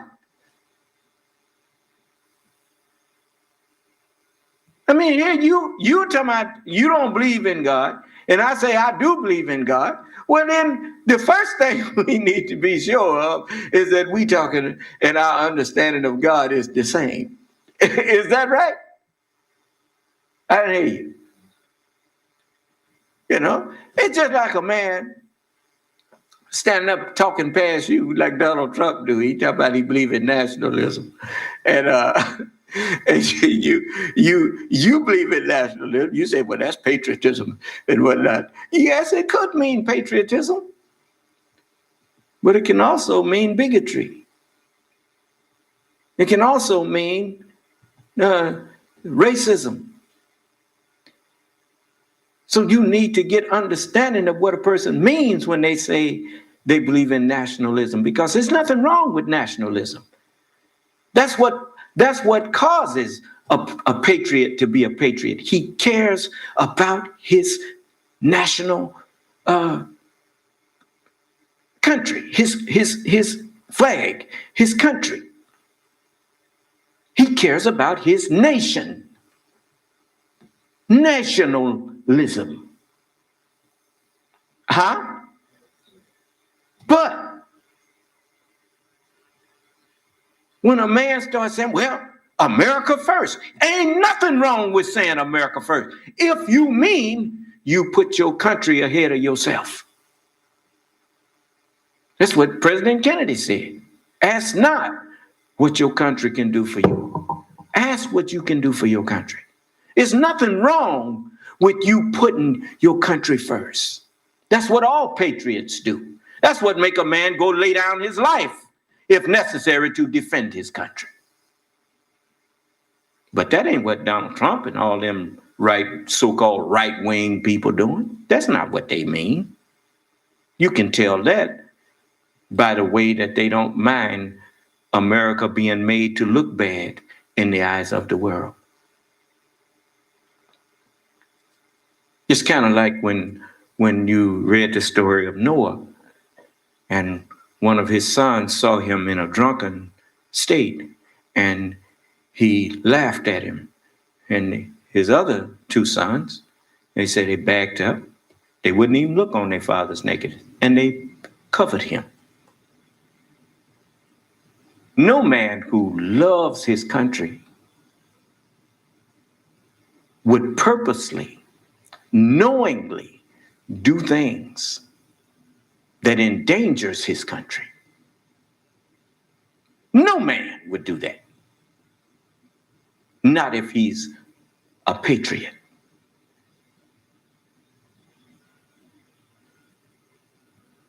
And there's no such thing as a patriot who only cares about some of the people in his country.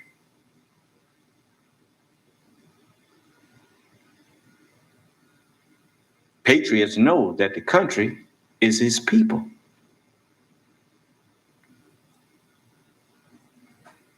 You see? So, these people going around making enemies for America. Talking about they America first. They mean destroy America first. If you want to get rid of democracy all over the planet, then you better get rid of America first. Because America has been the best example that democracy is good and can work. So now they are undermining all of the democratic institutions and making it look like, what, democracy don't really work. Look at them. They can't hold their government together. There's one man in there, but it ain't no one man. It's a whole bunch of people been put in positions of authority, undermining and dismantling your government. I just hope for your sake that your intelligence community is on their job and is preparing whatever they need to prepare to deal with these people. I hope that for your sake. But anyway, now let's get back to this. So, in order for me to be just, the messenger said this. He said, they did not make themselves. That is for sure. He said, if you say there go the devil, then don't try patterning yourself after the devil. Show the devil that you are a righteous person because he's watching you for such. And if you say he's not righteous, then he could easily tell you, I was not my maker. And that'll stop your mouth. Or he could tell you, You made me yourself. Now you gonna punish me for being what you made me? So the messenger said, so don't go blaming them for what by nature of knowledge that you put in him. No, don't blame him for that which you put in him. Blame yourself for putting it in him. That's what he said. So I heard him, and I agree. That's why I talk to white people and offer them salvation. Because it would be unjust. I would hate for you to mess me up. You'd want to mess me up. Now, it's just like him, what he doing. It's ugly, what I see. He made Negroes, and he called us niggards. When he got through with us, we were selfish and stingy and couldn't stand to be around each other. I had the hardest time getting you all to work together right now because of slavery, because you've been put against yourself and your own kind. It's hard to get you to decide to clean up, to clean yourself up from the inside out. Hard to get you to agree that we need to do that. That's why I don't have but a few followers. Because you really don't want to change. You seem you done fell in love with evil. You're not actually interested in being free. You just want to live like white people. You want to get in a position where you can do what they do. That's all. You're not really trying to be a better human being. You envy those who enslaved you. Yes, you do. That's why the only thing on your mind is money.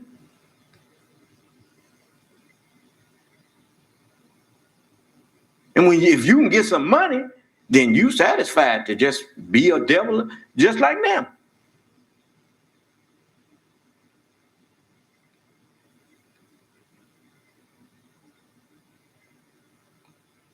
You see? Well, that's why I can't get you to help me. You have just as much disdain for me or more than they do. In your mind, talking about that nigga think he's the Lord. That nigga is this, that nigga that. Yeah. I didn't even have they didn't know I know it, but some of my nieces and nephews call me that nigga. Who that nigga think he is? That's right. I mean, they say that about me, my own nieces and nephews. I know that. But, it's like I told my big sister. I said, don't you know that whoever the Lord is, when he finally show up in person, he going to be born into somebody's family? If it hadn't been me, whoever it had been would have met with the same thing from family and friends that they grew up with. But that ain't going to change nothing. Just because you don't believe I'm the Lord, you think that means something that somehow that's going to make me not be who I am.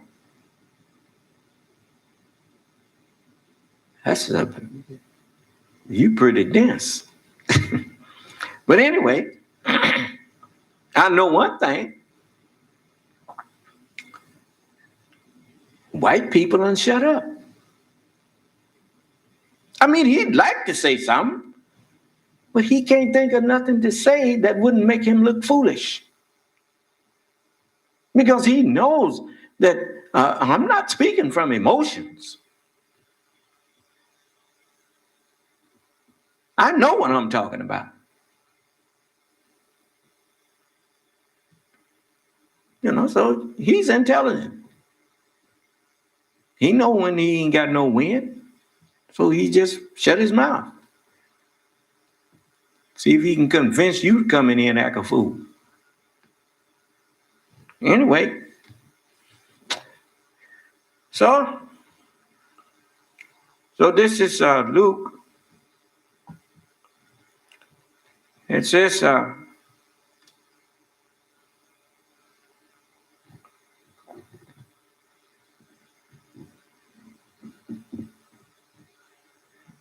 where the messenger said that the younger son, he wanted to go live among strangers. Remember that?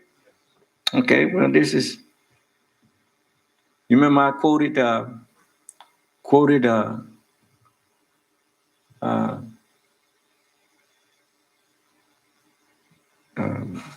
what's his name? On Kingsman. Remember I quoted them? Let me see. I don't like to misquote people. Some people don't mind misquoting. I hate to paraphrase if I can find it. I would much rather let you hear it straight from them than to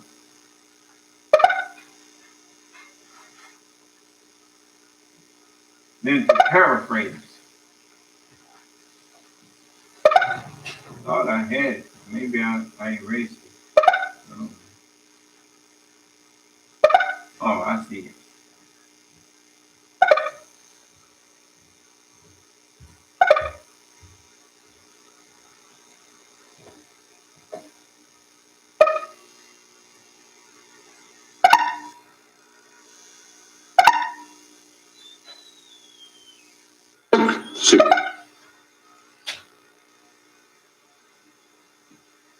Now this one, for the test of the church.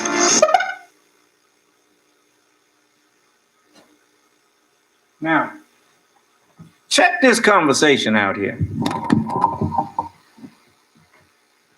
So you're going to teach me how to talk proper like a my fair lady? Don't be absurd. Being a gentleman has nothing to do with one's accent. It's about being... So, Eggsy asked him, so you're going to teach me to have an English accent? And so he said, don't be absurd. Being a gentleman don't have nothing to do with your language or whatnot. Let me just check it out. Ease in one's own skin. As Hemingway said, there's no... But like a my fair lady. Don't be absurd. Being a gentleman has nothing to do with one's accent. It's about being at ease in one's own skin. As Hemingway... It's about being at ease in one's own skin. Huh? Meaning, being a gentleman or a nobleman, it does not have to do with so much as what you look like or what your accent is or your speaking ability. It has to do with being comfortable in yourself.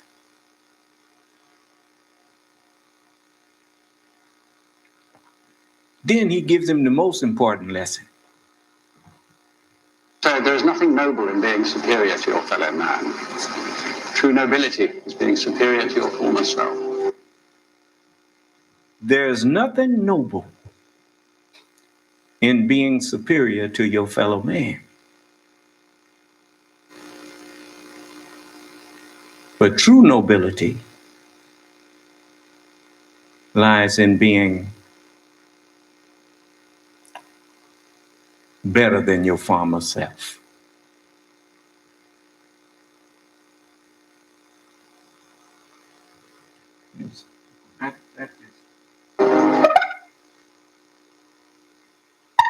Don't be absurd. Being a gentleman has nothing to do with one's accent. It's about being at ease in one's own skin. As Hemingway said, there is nothing noble in being superior to your fellow man. True nobility is being superior to your former self. True nobility is being superior to your former self. As the messenger now formed to do it.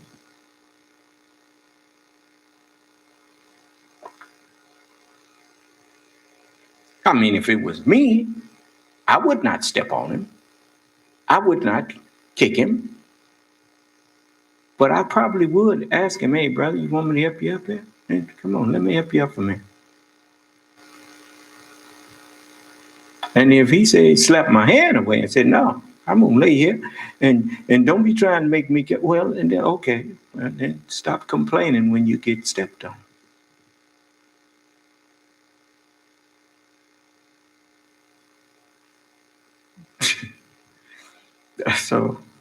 So I like the way he first started off with a gentleman, and then he said nobility does not lie in being better than your fellow man. It being superior to your fellow man, but superior to your former self.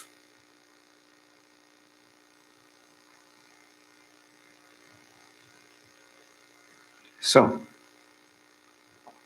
let's start there. This parable Jesus gave in the 19th chapter of Luke, it says, I'm going to start at the 11th verse. And as they heard these things, he added and spake a parable, because he was near to Jerusalem, and because they thought that the kingdom of God should immediately appear. And Jesus said, therefore, a certain nobleman went into a far country to receive for himself a kingdom. If he went to a certain country to receive for himself a kingdom, he went there to receive some knowledge, didn't he? Abram, know of a surety that thy seed shall be a stranger in a land that's not theirs, and they shall serve them, and they shall afflict them 400 years. And also that nation whom they shall serve will I judge, and afterward shall they come out with great substance, with great knowledge and understanding, to receive for himself a kingdom. Well, notice I came here and I received. Look how much I've learned from living under white people. I mean, what? We was forced into slavery and found out that it was God's plan. It's like I was forced to go to school. That was my mother's and daddy's plan. They forced me to go to school. When they tried to get me to go to school, the lady dropped me off with Miss Dolly. I was 5 years old. She dropped me off at school, and I'd go to the gate, and she'd pull off, and I turned right around and ran back home. And my mother had to beat me to get me to stay at school. But and I hated to go to school. But and when I was scared of them beatings, I went on in there, went to school, and my mother and them used to make such a big deal about them report cards that I started getting A's, straight A's and whatnot, because I wanted to please them and wanted to get some of that praise and maybe get her to make me butter roll or something that I wanted. And so they bribed me, and I bribed them with what I figured they wanted. And so I got A's all through elementary school, just about. And like I said, I went on the Art Link Letter House party because I was chosen by the teachers because I was a good student at that point. And I remember what they gave me. They gave me a record player, a chemistry set, and a globe. And I think I was in about the 5th grade. But anyway, when I think about the things that I have learned from growing up here, I mean, since God made us come here, we just well to learn something while we're here. Huh? Look at some of you all. Look at the talents that you done picked up. Now I'm talking about real substance. I mean, we got brothers and sisters who can talk to you about whatever field you want to talk about. Look at that hidden figures thing. You saw them sisters on there. Sister doing figures in her head that other people had to get a machine to do. I mean, we done learned some stuff here. Is that right? That's the great substance. And afterwards shall they come out with what? Great substance. I heard another voice from heaven saying, come out of her, my people. Is that right? Okay, well, I will be their God and they shall be my people. And so it says a certain nobleman went into a far country to receive for himself a kingdom, to receive a certain type of knowledge, and to return. Huh? And it says, and he called his 10 servants and delivered them 10 pounds and said unto them, occupy, have dominion till I come. Huh? And but his citizens hated him.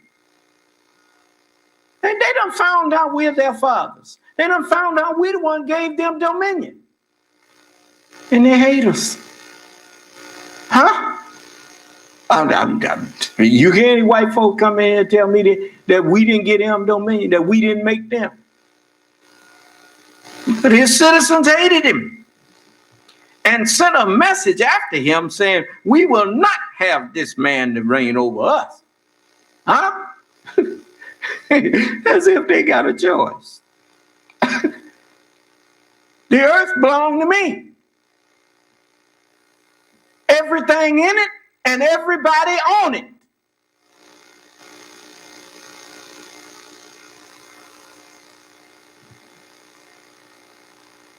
People used to say, you ain't got no heaven or hell to put me in. I ain't got to do what you. I got a heaven and hell to put you in. You come in here clowning again and see if I don't have a hell to throw you into.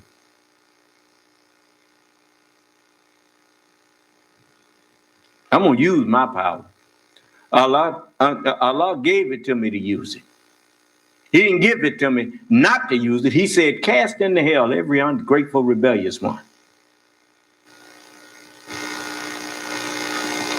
And it came to pass that when he was returned, having received the kingdom, then he commanded these servants to be called unto him. And before him shall be gathered all nations. Huh? To be called unto him to whom he had given the money, that he might know how much every man had gained by trading. Bring ye all the tithes and offerings into the storehouse, that there may be meat in mine house, and prove me now herewith. Huh? And it says, then came the first one, saying, Lord, thy pound hath gained 10 pounds. And he said unto him, well, thou good servant, because thou hast been faithful in a very little, have thou authority over 10 cities. And the second came, saying, Lord, thy pound hath gained 5 pounds. And he said likewise to him, be thou also over 5 cities. And another came, saying, Lord, behold, here is thy pound, which I have kept laid up in a napkin. For I feared thee, because thou art an austere man, and thou takest up that which thou laidest not down, and reapest that which thou didst not sow. And he said unto him, out of thine own mouth will I judge thee, thou wicked servant. Thou knewest that I was an austere man, according to you, taking up that I laid not down, and reaping that I did not sow. Wherefore, then gavest not thou my money into the bank, that at my coming I might have required mine own with usury, with interest. And he said unto them that stood by, take from him the pound, and give it to him that hath 10 pounds. And they said unto him, Lord, he hath 10 pounds. For I say unto you, that unto every one which hath shall be given, and from him that hath not, even that he hath shall be taken away from him. But those mine enemies, which don't want me, who would not that I should reign over them, bring them here and slay them before me. And that's written over there in Psalms. It said, thou shalt see thy desire upon the wicked. Oh, yeah. So I ain't worried about you. You think you're doing something big by disrespecting me. I'm going to fix you. You mark my words. Vengeance is mine. And payback is something. And I will repay. That's written. Yep. So, yeah,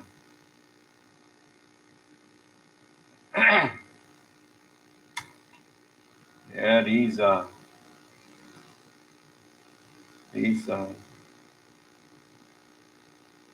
me see here.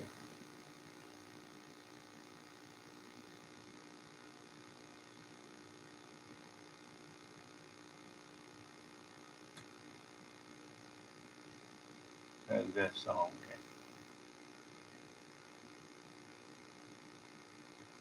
I'll find it.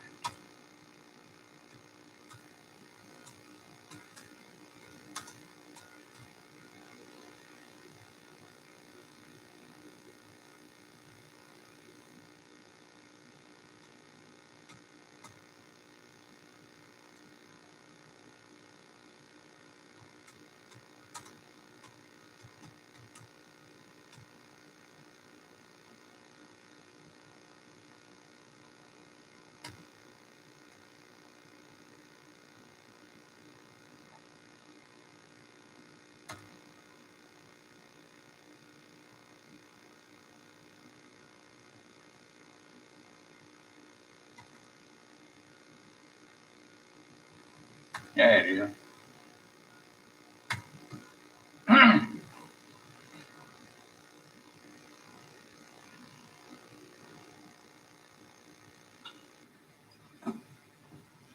This what time it is.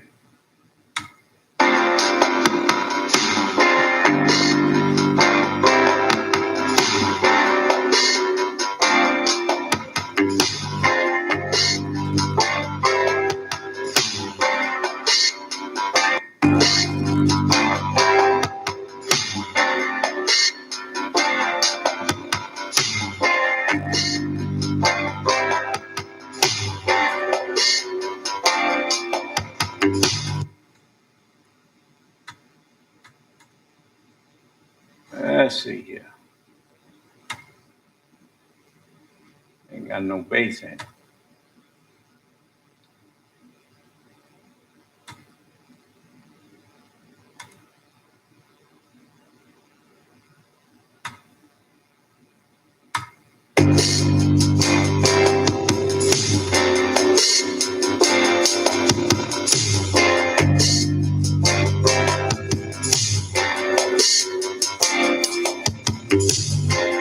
You don't know me, but I'm your brother. I was raised here in this living hell. You don't know my kind in your world. Valley soul The time will tell. You telling me the things you're gonna do for me.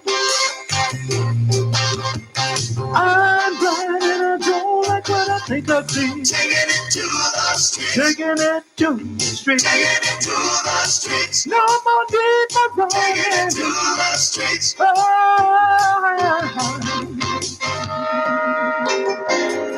take this message to my brother. You will find him everywhere. Wherever people are living together. Tired in poverty, despair. Oh, you telling me the things you're gonna do for me. I'm blind and I don't like what I think I see. Taking it to the streets. Taking it to the streets. Taking it to the streets. No more need for running. To the streets. Oh, taking it to the streets. Taking it. Taking it to the streets. No more need for running. Taking it to the streets. Oh, taking it to the streets. Taking it to the streets. Taking it to the streets. You don't know me, but I'm your brother. I was raised in this living hell. You don't know my hand in your world. Well, it's all the time will tell. Oh, you telling me the things you're gonna do for me. Hey, I'm blind, I don't like what I think I see. Taking it to the street. Taking it to the street. Taking it to the street. No more need for running. Taking it to the street. Oh yeah. Taking it to the street. Taking it. Taking it. Taking it to the street. Taking it to the street. Taking it to the street. Taking it. Taking it. Taking it to the street. Ooh, yeah. Taking it to the street. Taking it to the street. Taking it to the street. No more need for running. Taking it to the street. No more need for hiding. No. Yeah, yeah. Taking it to the street. Yeah, yeah. Taking it to the street. Ooh, yeah. Taking it to the street. Taking it to the street. Taking it to the street. Taking it. Taking it. Taking it to the street. Oh, yeah, yeah. Taking it to the street. Taking it to the street. Taking it to the street. Taking it to the street. Oh, that song saying something. And we gonna take it to the street. That's what you got to do when people don't want to do right. You don't just lay down and take it. I see people all over, young people, taking it to the street, demonstrating, saying, "No, we done had enough of this." Makes you feel like there's something here worth trying to save. All the people in the country ain't heartless. And let me set your mind at ease. The scripture says that everyone will have done in their bodies according to that which they have done. It's no accident that pestilences are coming.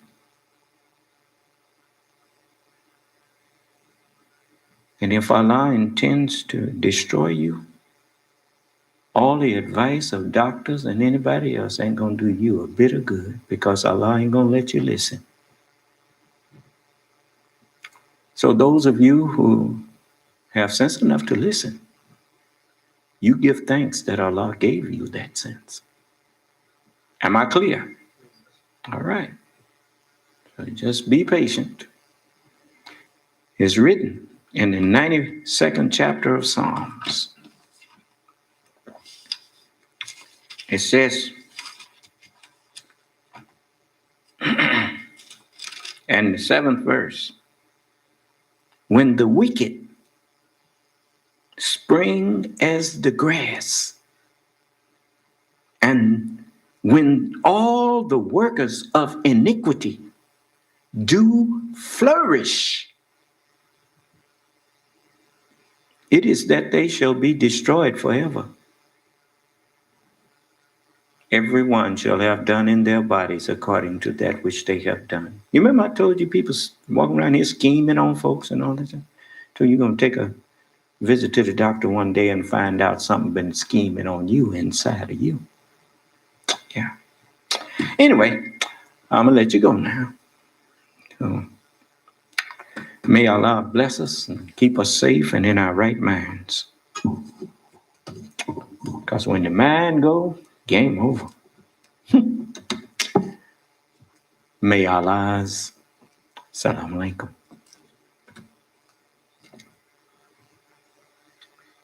Yeah. Oh, Brother Jamal. Didn't get no more from you from that food, huh? Huh? What was it? No, like that.